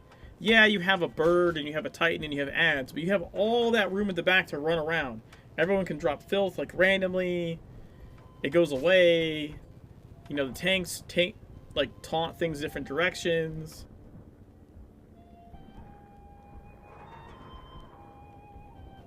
Do you mean 2 pods on E10? Not E17? What? 2 pods. No, I mean on E17. I think we only get 2. Maybe it's more than 2. I could be wrong. Is it more than 2? Hold on. I can look real quick. It might be. I don't remember. Let's see. So we engage. There's 1 pod. 2 pod. No, it's just 2 pods. What are you talking about? Who's getting more than 2 pods on E17 and actually clearing it?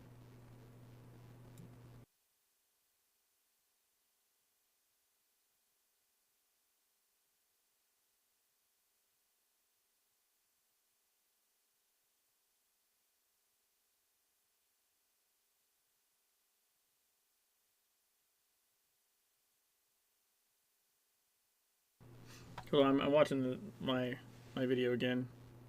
Give me a sec.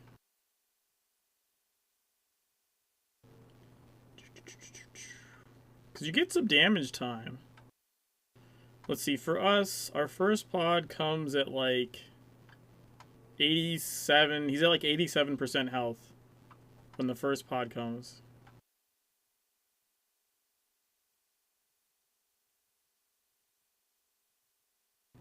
Second pod.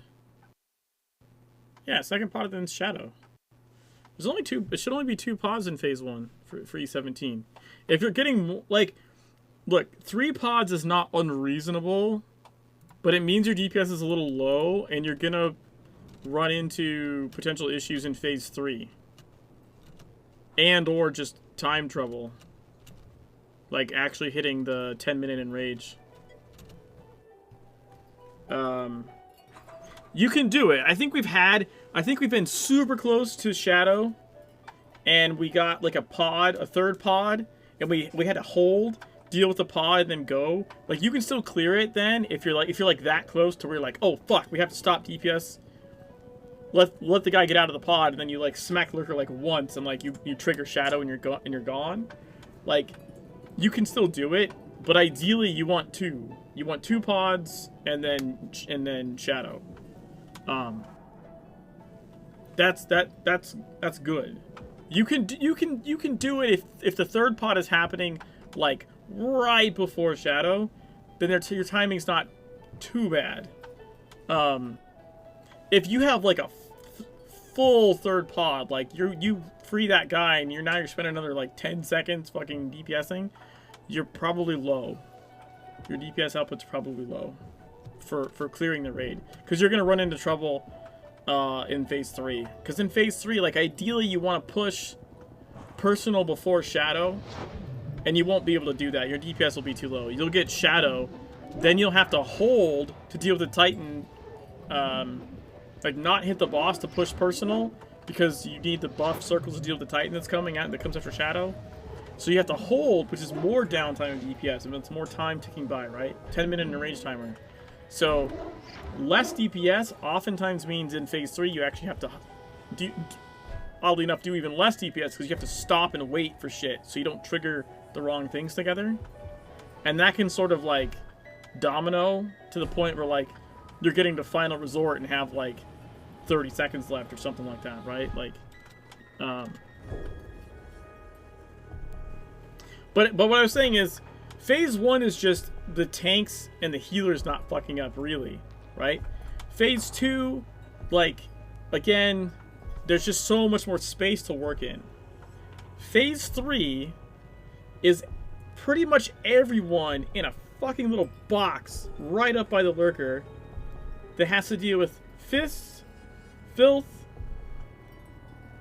fist waves, picking up NPCs, getting people out of pods, Titans coming up and doing their stupid, like, filth explosion circle on the ground, on the grate, with fists from the Lurkers coming down, and, God forbid, soldiers get up there and start shooting their grenade AoEs.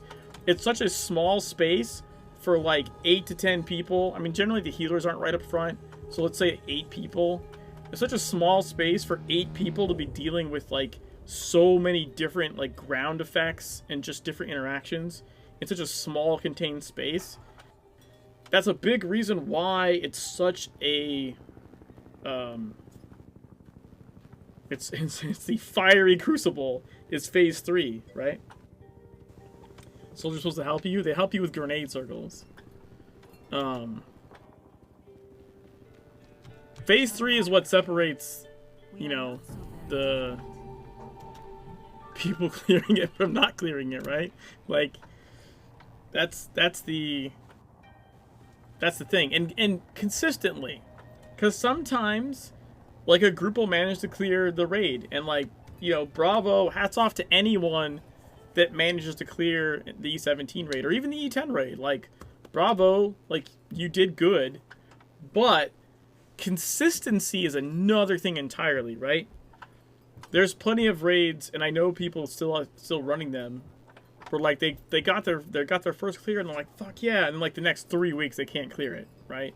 Maybe they got another clear in again, but like they just can't consistently do it, and it takes a lot of time. Like they're spending many hours just throwing themselves against the thing, and then not clearing it, and then but then they'll come back and maybe like someone else will help from a different raid, or like the roster changes a little bit. That's another thing that really makes a difference, is having a consistent roster of people. And it doesn't have to be the exact same people, but the key roles generally need to be the same.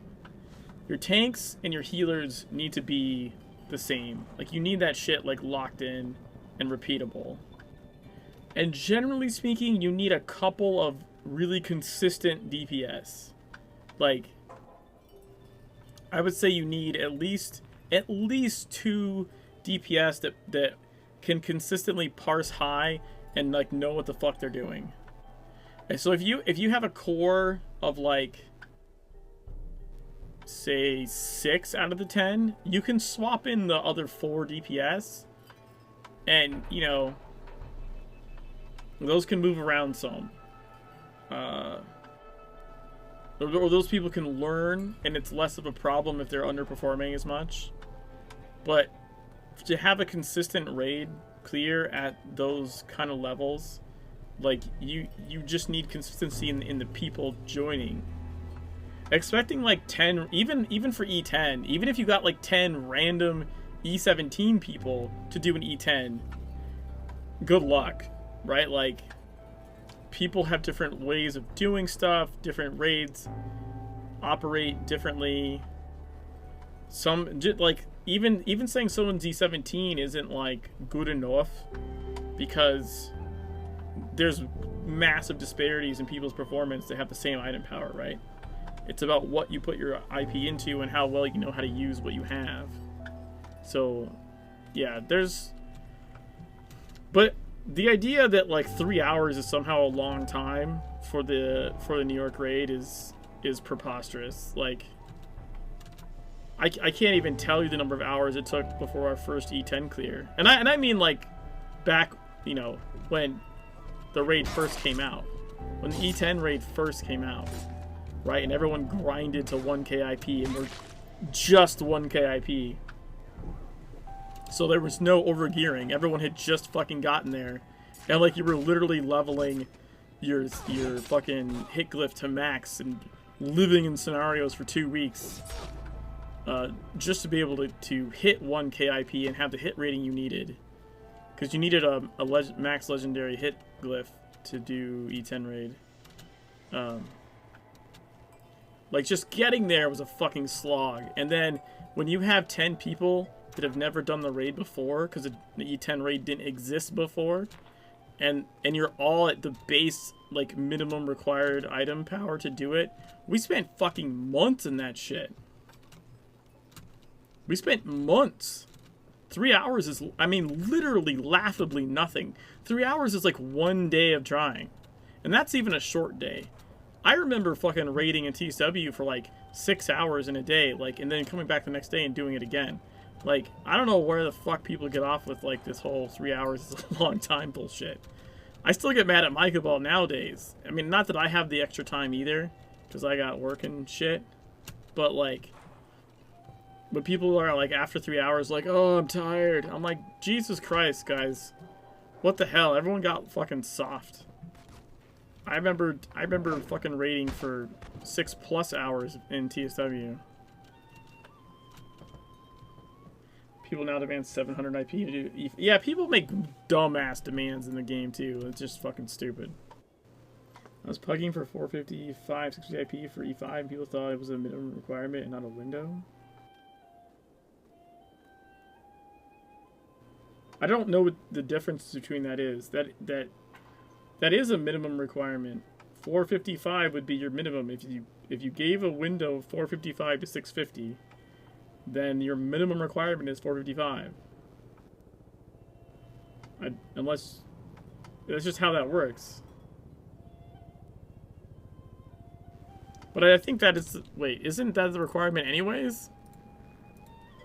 It's 450. Oh, you saying you wanted people in the window? Yeah, well, why are you excluding people? Why are you being like ageist? Why are you excluding old people? Why are you excluding higher numbers? That doesn't seem right. Especially considering that you're one of those people that's in the higher number.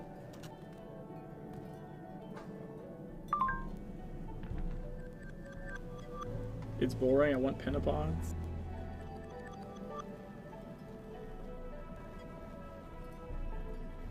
You can't one-shot the lurker anyways on E5. Like, you can do it really fast with a bunch of E17 people, but you can't one-shot it. Not like E1. Although I'm not even sure you can do that now. I think they put in like a lock or something. I mean, you can make the phases go really fast for sure.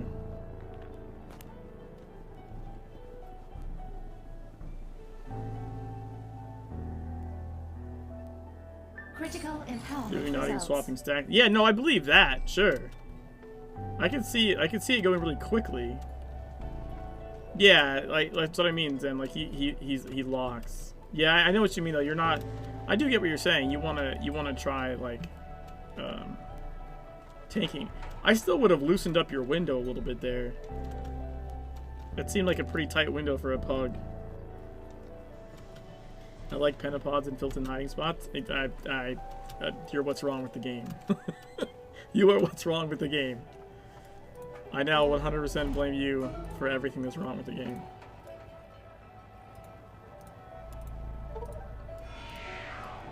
That's all there is to it.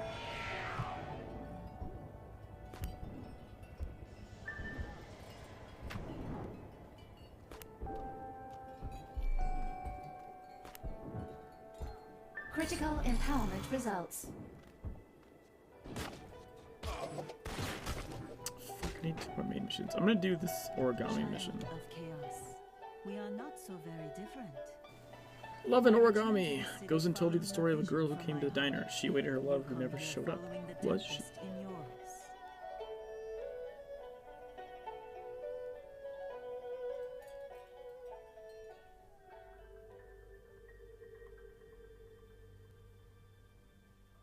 もう死んでるだろう。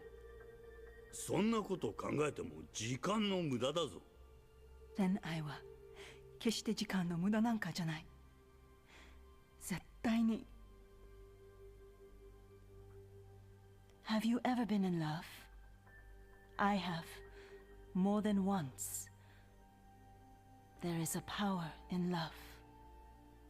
そしてとても愚かである。Even when it doesn't last. Some memories are just worth having. There was a girl here before the explosion. She ordered a table for 2. Her date never came. Angry and upset, she left this book and this note with us. There was something about that girl, something intense. She needed that boy, like breath or water. 俺にとっては変わり者に見えたかな。I don't know what the note means.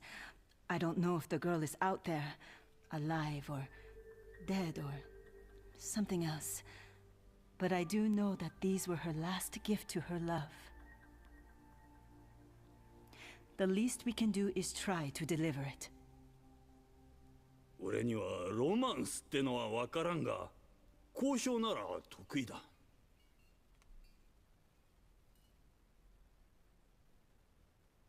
Goes into beautiful. Yeah, I kind of like her backstory is kind of interesting, or lack of. She's got like a weird, mysterious past. No, I've been trying to do the Dante's mission and the agent system for Virgil and look at. Oh, and you got him on the 50th run, something. Look at that. Best portrait. Yeah, he's got a cool portrait. Joe, like you just have to keep doing the Dante's missions, and the thing is, like, I think you need a success to unlock the next number, and then it's random when it shows up the next number. But like, if you do like say number 5 or something, and you finish it, but you don't get like a success, then like I don't think 6 will show up. But if you get the success, then like 6 should start showing up. But also you could just get like 1 or 2 or 3 again. So yeah, it's pretty random. So we got our book of Quick origami access and inventory a note. updated. So this shit's pretty. This mission is nuts. You have to translate this shit, and then you have to like fold the origami paper, or fold it and then translate it. Maybe, I don't really know. Like here's the book, which legitimately like has. There's a heart.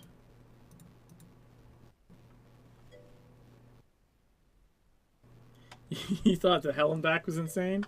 Yeah, this is cray-cray. This is fucking literally origami, right? And translation.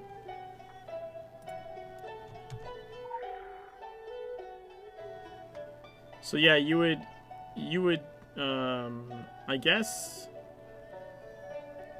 let's see, how would you know which thing it is?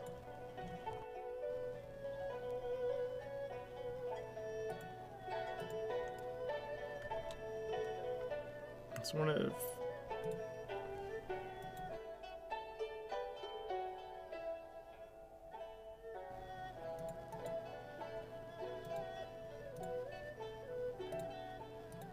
I guess you would translate it and it would tell you. Or maybe you recognize, hey, that looks like a fish. A symbol or something. I didn't see a fucking butterfly.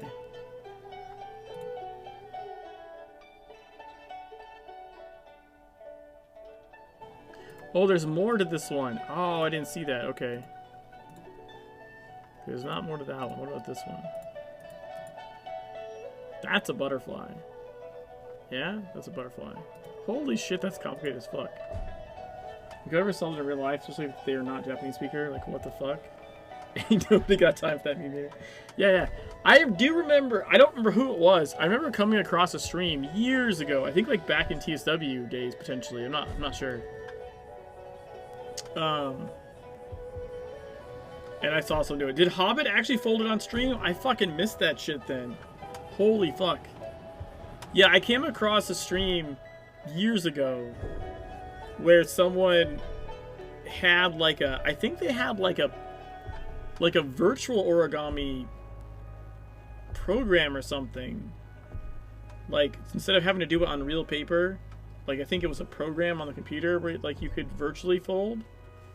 And they also had like some translation like shit, like Google pages up or whatever, and they were doing it live on stream, and I was like, holy fuck. Yeah, I just know where shit is. I ran this mission so many fucking times.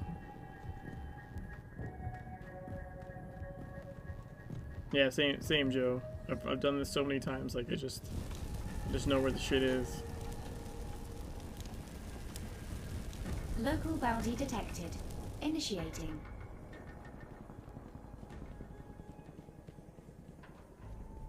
Like I need to, I wonder if like I can find that old broadcast of his. I kind of want to go see like did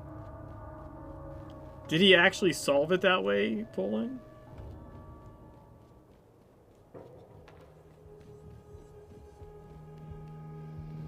For a long time, TSW was the only investigation vision for when it was a daily challenge. Ah, that makes sense. I think it's just an easy one to do, though, once you know it. Like, a lot of investigation missions are super quick missions once you know the answer. When I did it for the first time on stream, I was in the middle of writing the Japanese on the paper before I folded it, and then someone stopped me and told me what to do. I was both furious and happy, because trying not to kill any spoilers. Hey, Scrollpool! He just folded some origami. Ah, okay. He didn't, like, solve it that way. Well, that's really weird. He ported up there, but now he's got to walk down instead of porting down. so dumb.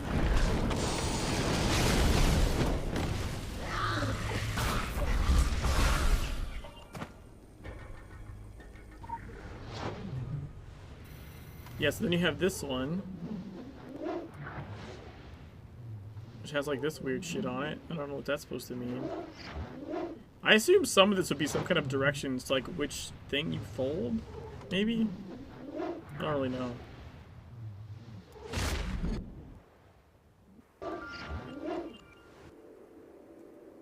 Dude, why? What the fuck? Do you guys see that? It got like super dark.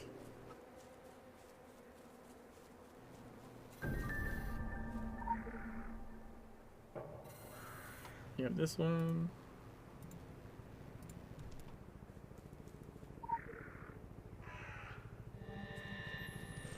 A couple legends around here. I'm just gonna grab them one over here.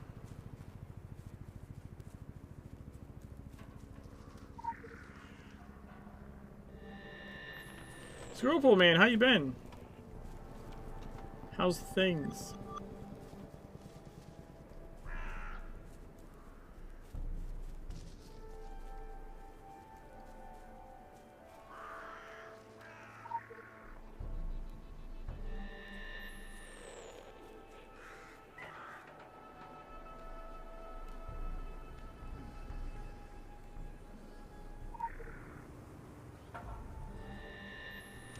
Which is a champion over here. I'm getting distracted by stuff. Additional assignment received. Initiate.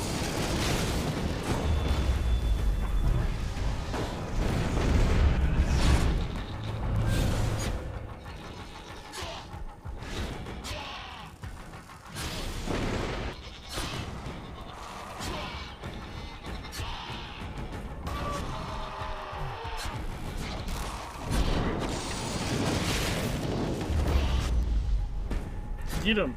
Punch him! Got him. Mid-A. Got him almost in the ER because I slipped a disc in my lower back. Ouch. Pinched the nerve where it splits apart of the spinal cord. Keep moving forward was pretty painful. Again. That sucks, man. Mine wasn't as bad. I think mine's pretty much all better now, but I pinched something in my neck. My neck and this whole fucking back top shoulder muscle here, like from here all the way back and down, was fucked like this whole past week. Like I don't know what the fuck I did to it, but it was really bad. But it's pretty much better now. I mostly just drank a lot at night and went to sleep sitting up on the couch. Pinching the arm makes it miserable. Pinching that nerve makes it miserable with your arm. Yeah, like, for me, like I could sit like this and I would be okay, but like, if I think because the couch is like, or at least our couch is like lower, like I would sit on the couch and when I would go to get up, I would sit up and like this, the whole fucking thing would just like almost pull me back down, like it was wrenching pain.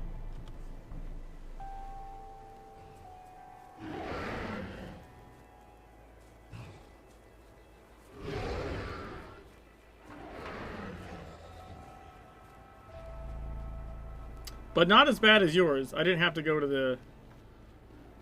I didn't have to go anywhere.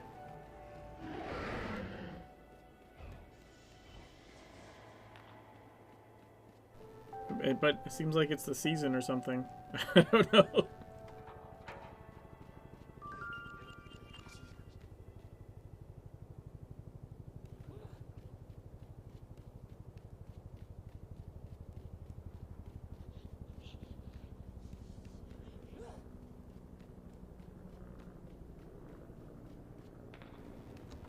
Oh, there's a legend up here. I think I have to fight a guy though. Maybe not, maybe not. Haha!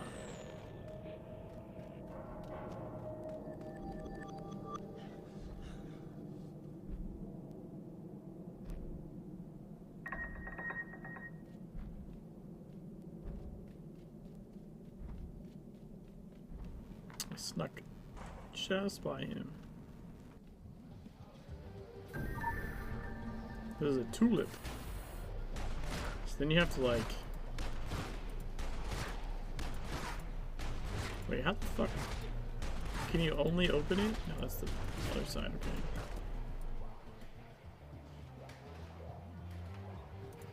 Yeah, I don't even know what the fuck, how you solve this one. What's interesting, I pinched the nerve portion that handles the testicles. So basically freaked out because it felt like a miniature Mike Tyson was following me around using my balls like a speak bag. Then I progressed in the back pain that had me limping and barely can bend. Holy fuck, dude. That sucks. That sucks really bad.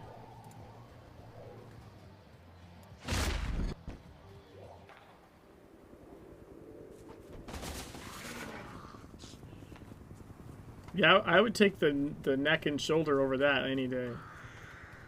That I can deal with.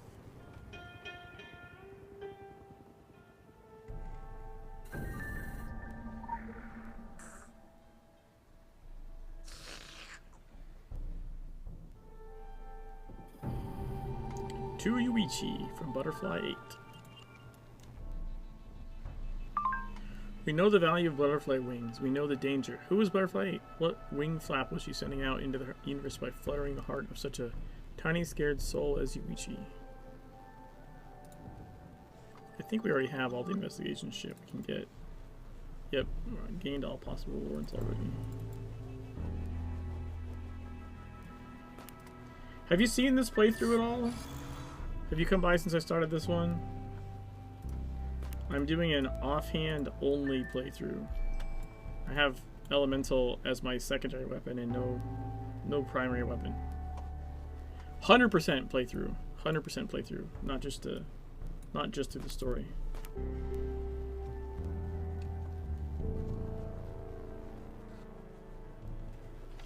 I need one more main mission.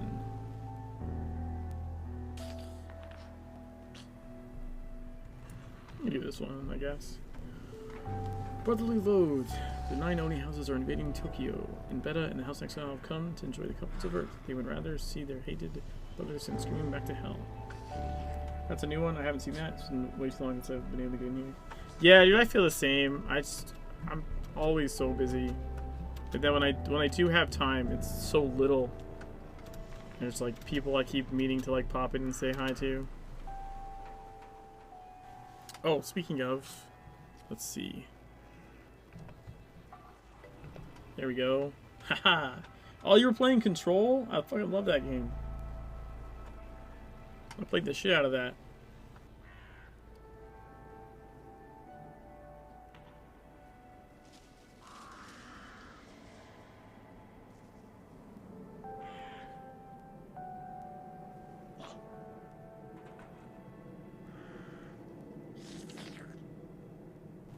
Yeah, this is my most recent concept playthrough, where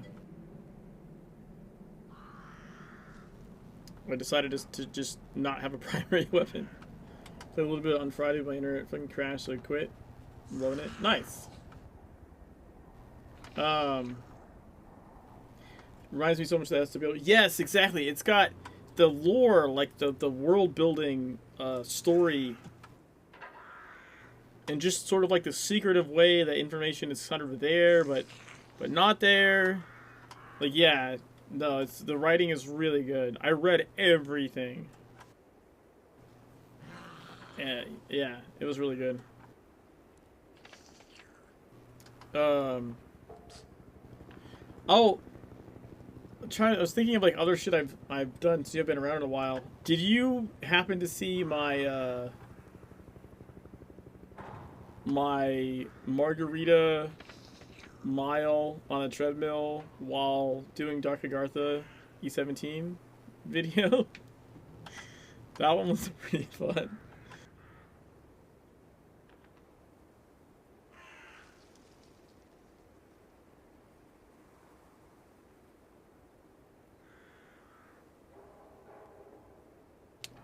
Got to the part where you have to read the notes and find out there's a book that kills you based on how you critique the book in a report due to compatibility of the basic shit. Yeah, I love the items of power, or objects of power, the oops.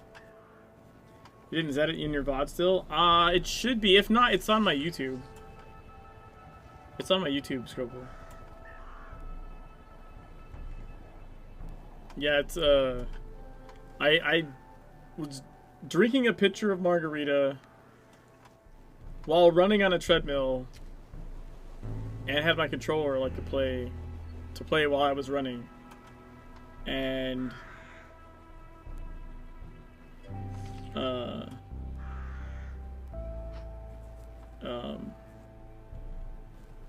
so the thing that made it like even like weirder than it sounds, which I mean it already sounds pretty weird, is because of the way I have like an L-shaped desk, so like, so I was running this way, so like I'm running on a treadmill this way while like it's kind of facing sideways and playing with the controller. I slipped like, well, I slipped once, and I sort of stopped moving and just fell off the back once. Book wasn't even an OOP that they knew about. It was just randomly covered by the Griffith Club. That's funny shit. Yeah, there's so much cool shit in there. It actually reminded me a lot of, there was this show, I think it's just called The Room?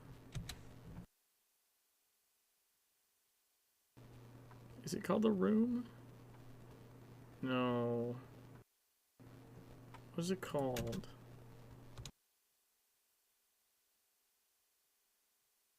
The Lost Room. Brain too much going on just froze. Yeah, so what happened was my character died. My character died, and my character stopped moving, I think, so I stopped moving. Like, you just see me like, whoop.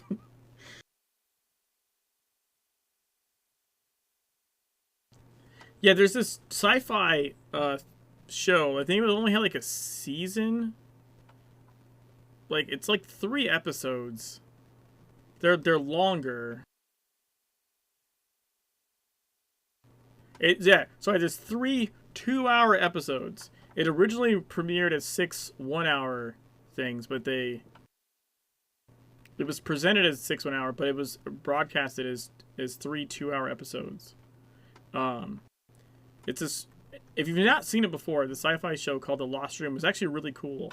But what's interesting about it was, in relation to Control, it has objects. They're just called objects, like with a capital O. And they do weird shit. Like, they're all things that were in this hotel room when something bizarre happened. And like, there's like, all the objects are things that were in the room, and I don't think they can be destroyed. They are indestructible except when inside the room, and possess various otherworldly powers when taken outside the lost room, but do not work within the room itself. According to the occupant, when an object is destroyed within the room, another object takes its place. Anyways, there's like cabals formed in the outside world around getting a hold of these objects and stuff. There's one that's a key that like you just put the key in any door and it opens and goes to somewhere else.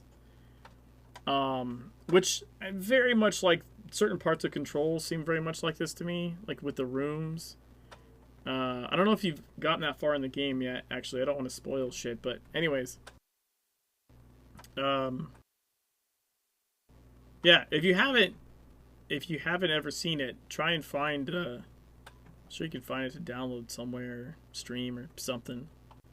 The Lost Room. It was a sci-fi like mini. It screams like Control stuff to me. I feel like someone that worked on that game fucking watched that show at some point. And like, I'm not saying they directly ripped it off, but there's just certain things that seem like oh, that there's definitely inspiration there.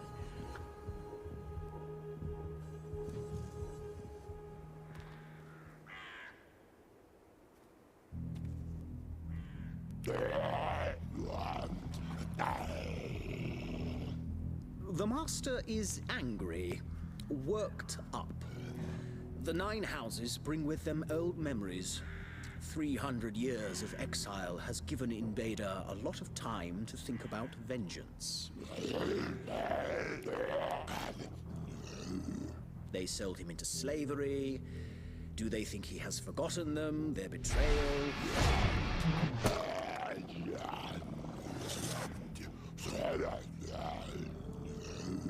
Ah, yes, but they forgot the first lesson. Results count. We undercut them. While the 9 houses were sitting in hell, we were pulling down all the contracts. Mitsubishi, Sony, Toshiba, and then even bigger clients. Templars and Illuminati. Kirsten Geary is a goddess. Her retainer is always paid on time.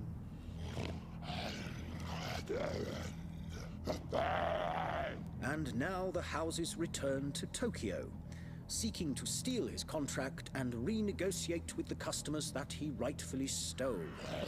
This will not be so. You are his message. Cleave a path through the 9 houses. Find those who betrayed him. He will meet you where the blood is thickest.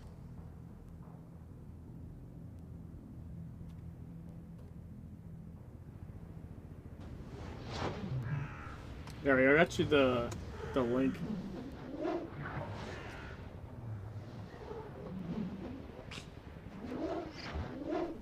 While the cinematic was playing. Alright, so the Oni invasion notes are here. Good lord. Bile and screams! My psychopath kin invade Tokyo. That is my game. That is my game. This is my turf. My disgusting brothers are opening countless portals from hell. How? That is normally a rare magic. Something stinks. Sulfur and spite. He must be using some artifact or device. Has he finally succeeded? Curse him! Curse our 8 mothers for fermenting him in their wretched wounds. Oh, how I loathe my brothers. Let me count the ways. 1 is for the lowest, the houses of blood, scuttling the red sashes. I call and curse their names. The house in chains, the house of the unwritten talisman, and the house of the bloodied silks. 2 is for the middle, the houses of earth, slinking in their black sashes. I call and curse their names, the house of snakes and smoke, the house of the red road, and the house of the void. Oh, you were just watching it? 3 is for the highest, the houses of fire, strutting in their yellow sashes. I call and curse their names, the house of the howling dog, the house of caged birds, and the house of sworn revenge. If the 9 houses manage to send summoners, they can call forth living, shambling weapons made from each of their elements. Blood, earth, and fire. That would be the end of the house in exile. Better to lounge on earth than serve in hell. If I want to keep the status comfortable quo, I'll need allies. Alright, I have to defend. This part's kind of annoying. It's my least favorite part of this mission. I don't mind the parts once you're in the Oni camp. That stuff's fine. This shit is annoying because it's got timed segments. Like, you can't attack this guy for like 30 seconds or something.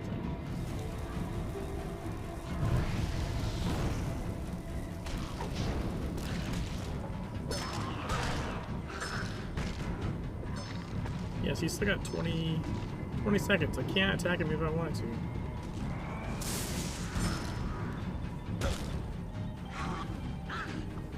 Oh no! I back rolled into it. That's not good.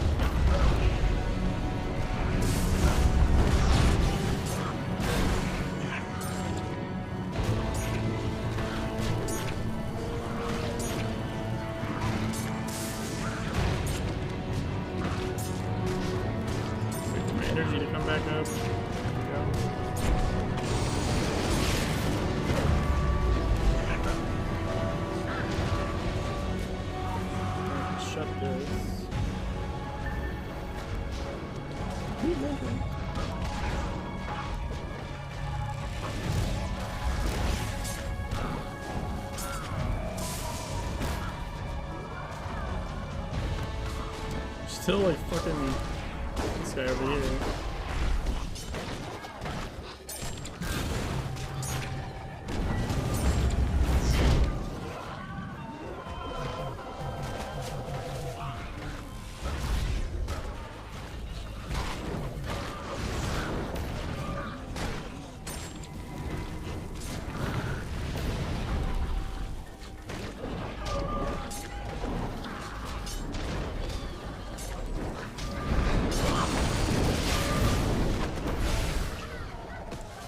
We all see what monster was selling to farm for achievements. Well, I was almost done. Hopefully everyone's left. Nice!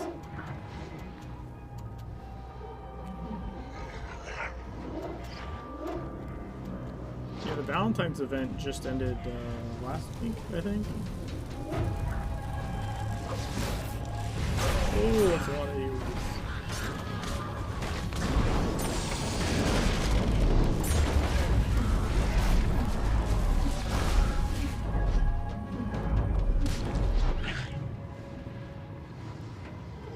Still have 15 more seconds where we can even attack those guys.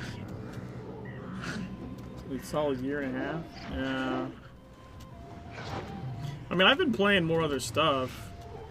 Like on Fridays, I play like Overwatch and Apex and Valorant. Wednesdays, right now, I'm playing Dark Souls.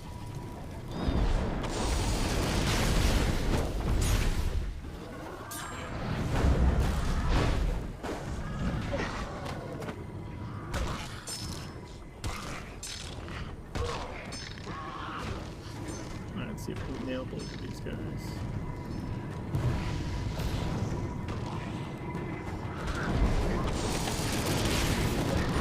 No, come on, that is the fucking unluckiest bullshit.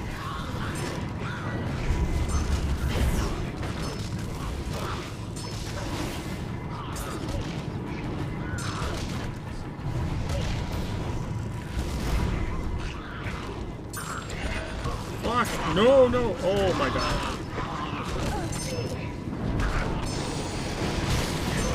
Fuck me! Are you serious? Motherfucker.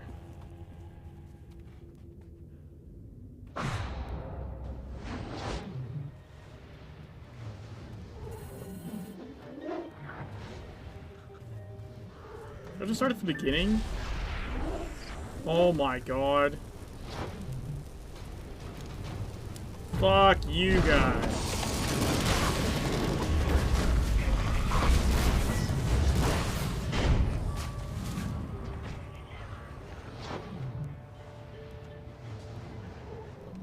Waiting for some guy who lost my donors group and just never found any group to do things.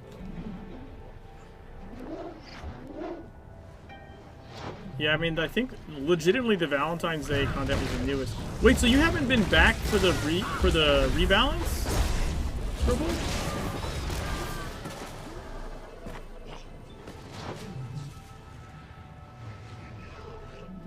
Because that was just in September.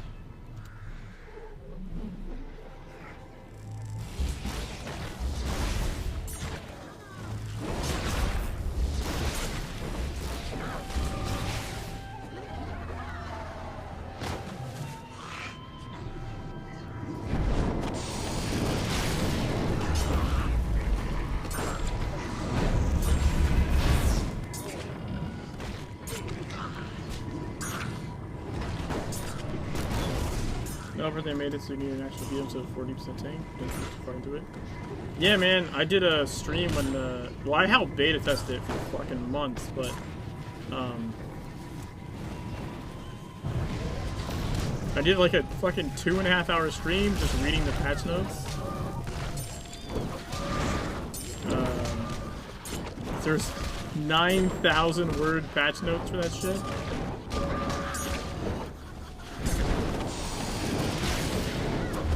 Oh, I didn't close the portal. That's why this shit's happening.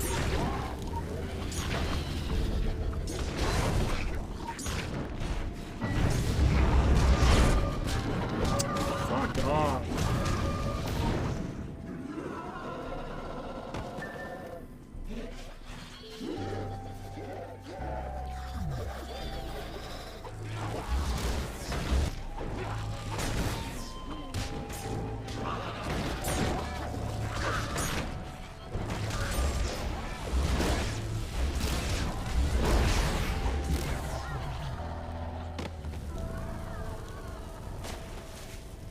Cool, Jared, because he was our tank and Zelexi was our healer.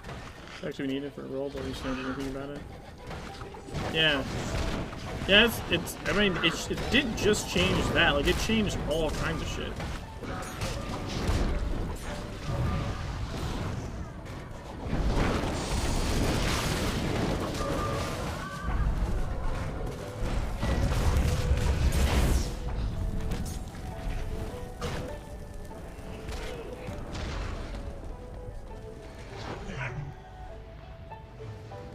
Like, this guy didn't exist before, this living flame guy. Remember we had crystallized flame that made people crash? That ability doesn't even exist anymore. We have living flame instead.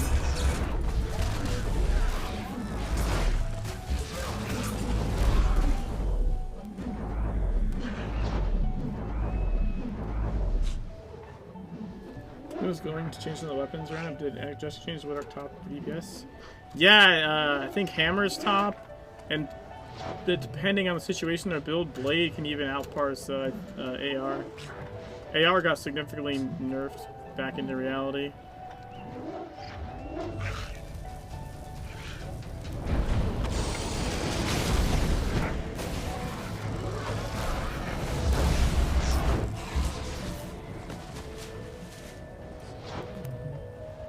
Blade got like a redesign. The mechanic, it works different now, actually.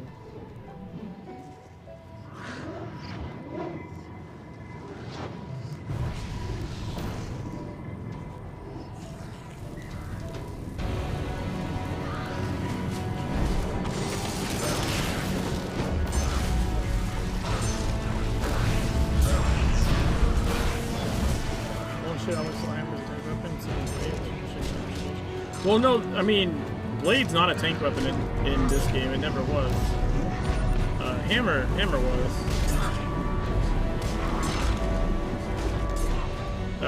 But their melee DPS are supposed to be doing more than ranged. Generally.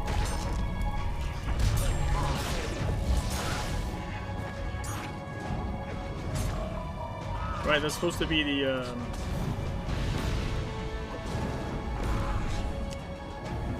reward for like being in danger fucking all the time. Should just cast over them. Fuck.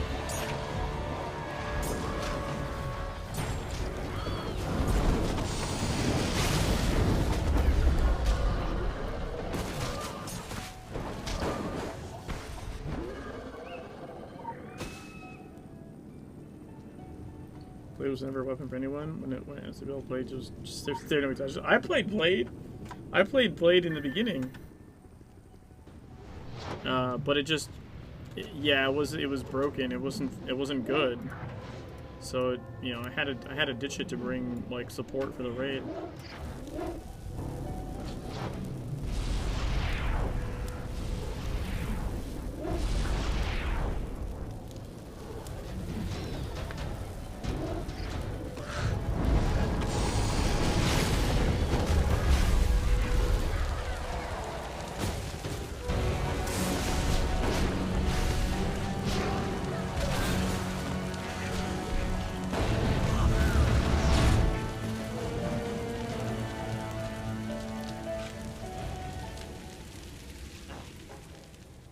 Yeah, I'm Blade Ellie as well right now. I was when SW released, just FYI. I was Blade for a long time. I was Blade basically until the E10 raid came out. Or shortly before.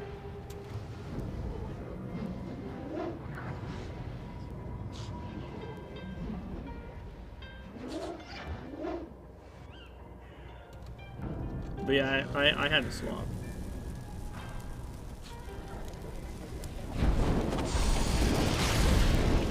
But I swapped back.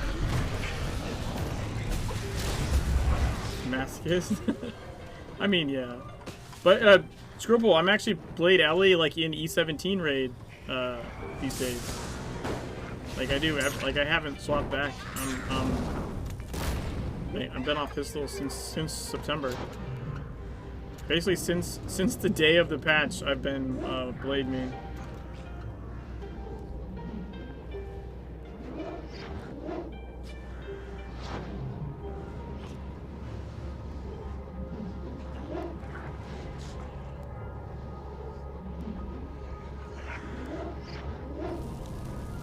gonna let one more wave come through, I think, like this.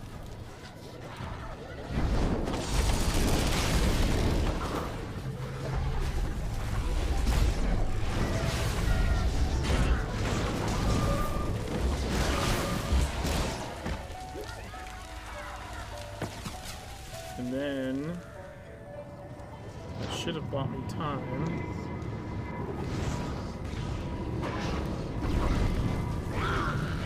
Go pull those guys.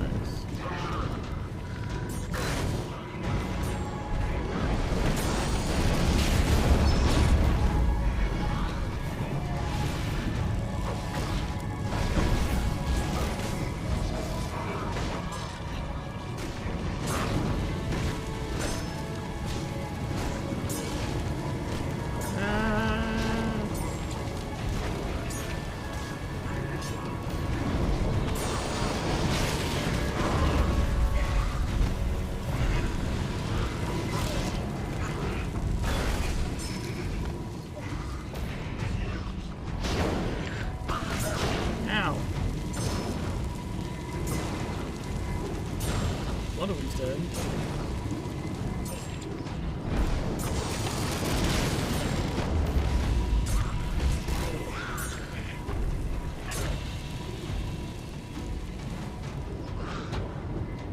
There we go. Managed to pull all three at once.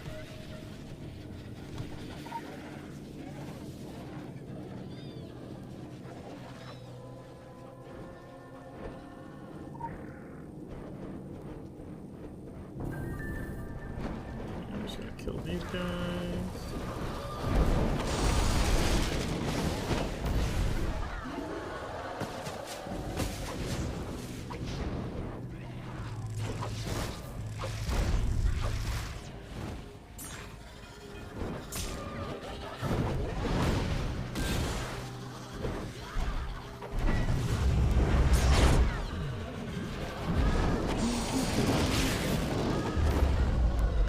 Lanterns.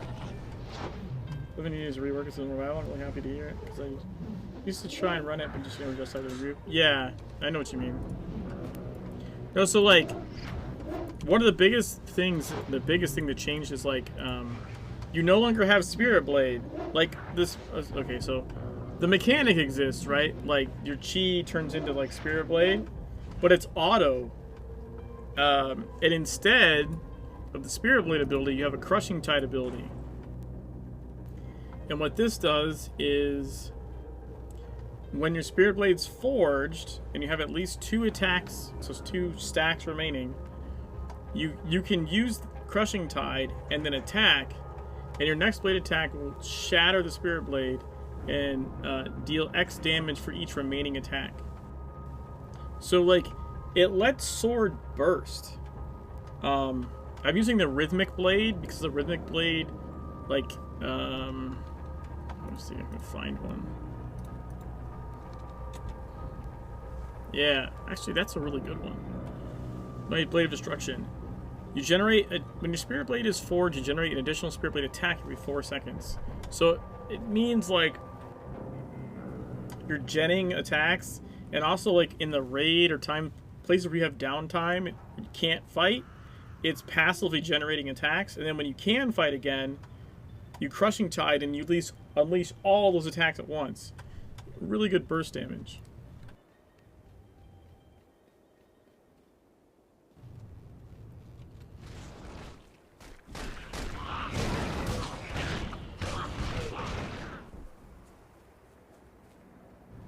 Yeah, you no longer have, but you don't have to have that. Like, in fact, if you run 7th Sun Blade, you probably don't run Crushing Tide, because 7th Sun gets its damage boost from Spirit Blade being up in the first place.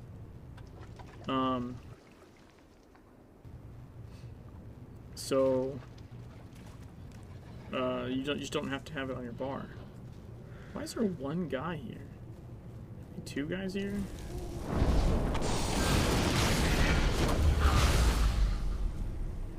Someone must have killed that guy.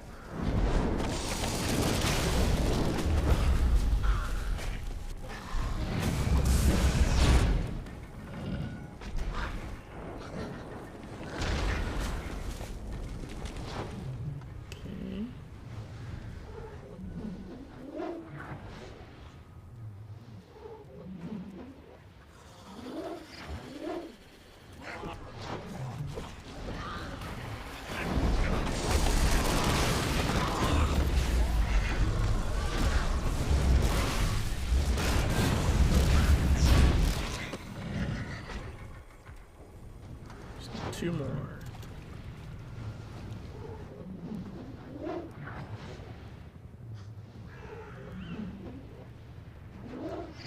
These guys count?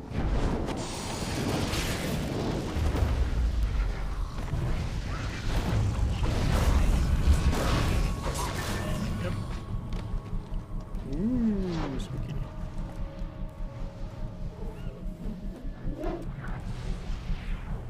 Investigate the target of the demonic energy.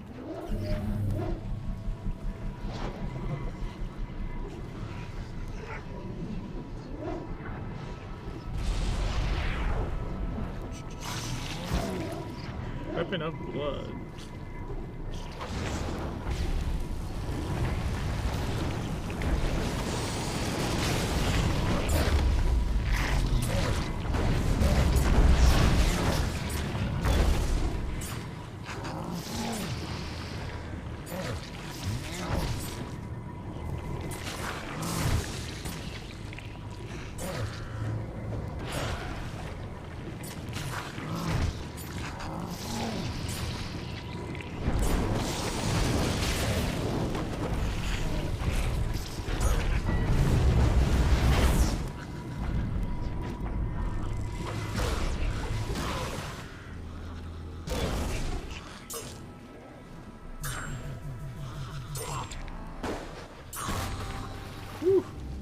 Wasn't sure that was gonna work. Okay, now we need to destroy the Earth Camp, guys.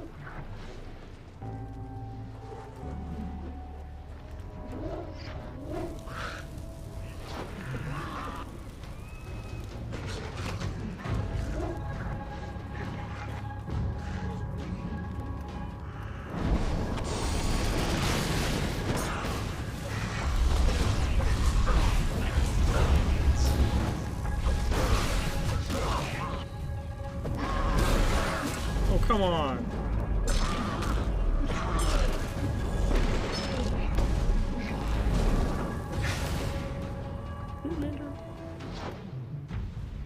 I see a legend back here.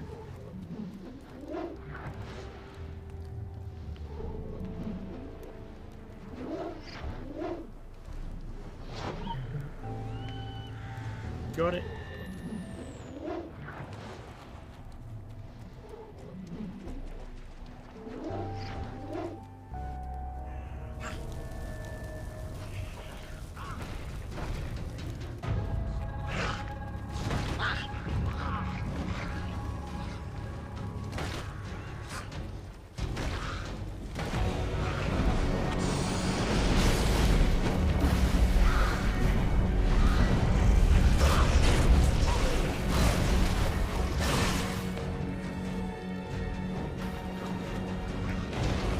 That was a big pull, but it worked.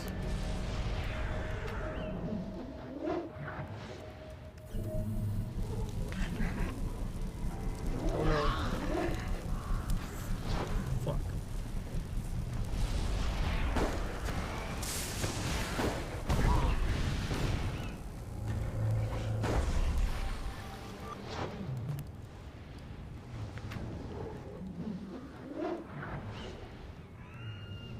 Now I gotta deal with this guy.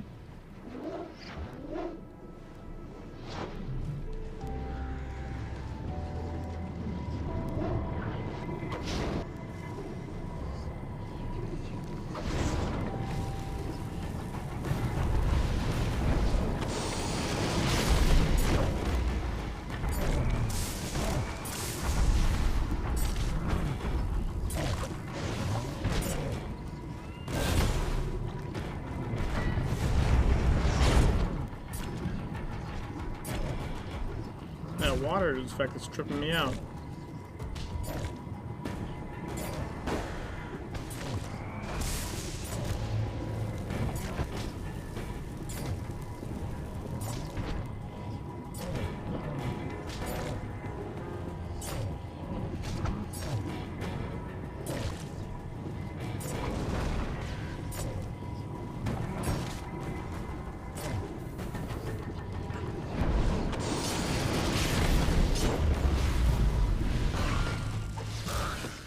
Got him. That was a good idea. I just held off on killing that guy till I had more energy. That seemed to help.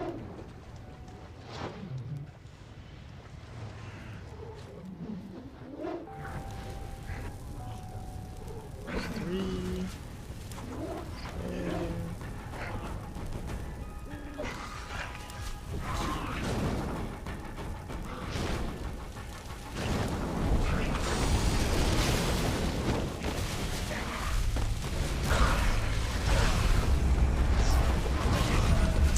Shit.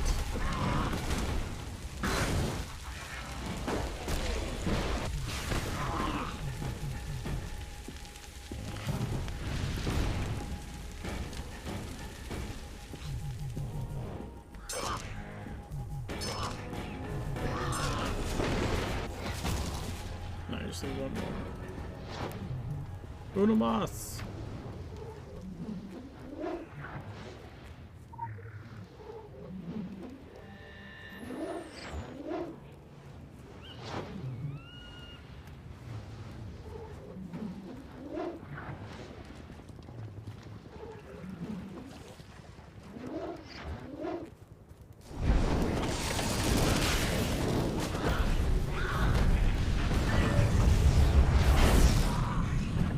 Investigate the target of demonic energy.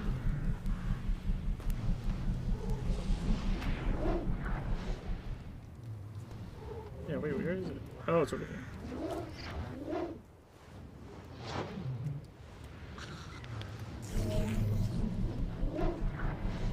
Up in fire.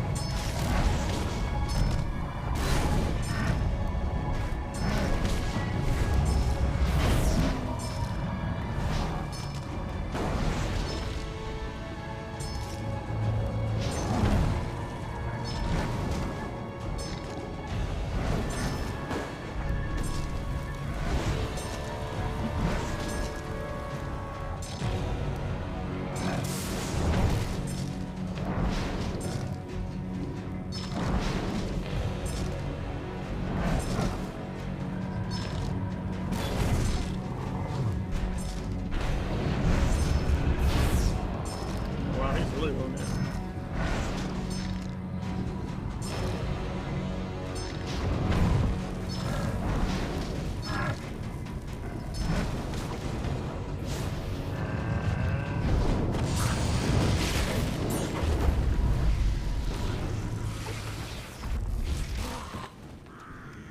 Woot.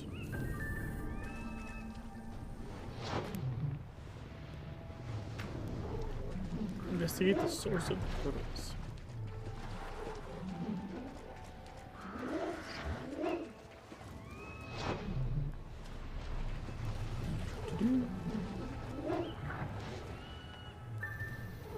Now we can go through because we did all that shit. Defeat Ihonsha.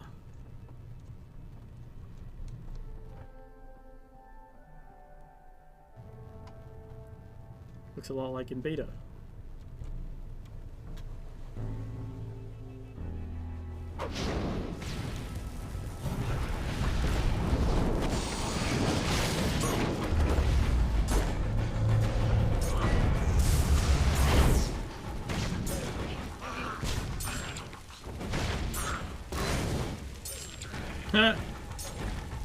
Knocked it back into the machine.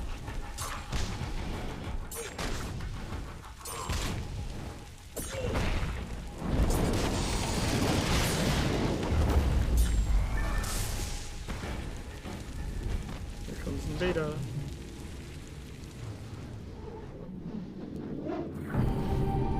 Yeah, I disabled the rift generator. Look at this last legend here.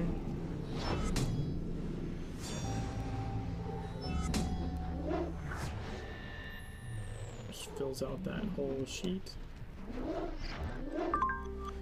Underworlds form like barnacles on every environment. It's all part of the pattern. You can change the environment, travel to whole new dimensions of the cosmos, or even the laws of physics lethally differ.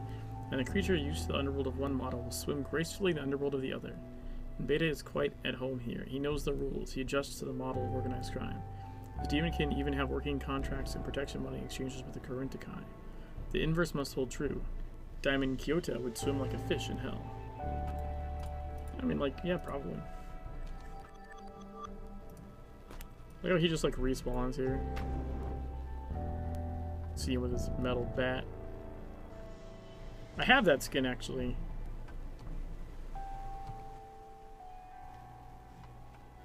Well, on Jimmy, I have that one.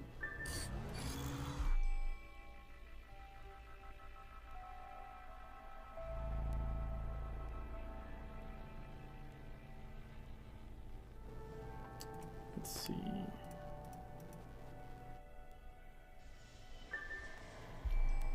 And then we've got two here.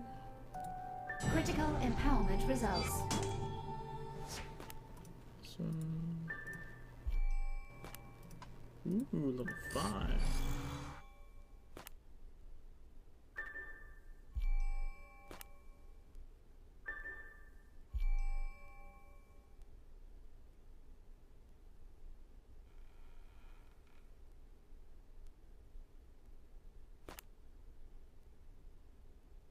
Critical empowerment results.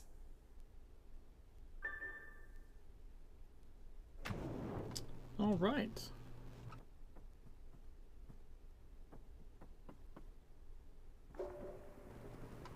And I think tomorrow, might even do it off stream, but tomorrow I should be able to try for the bank heist achievement again.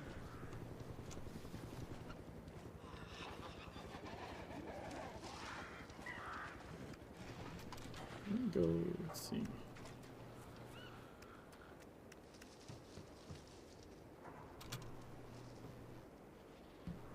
That's nice. Haha.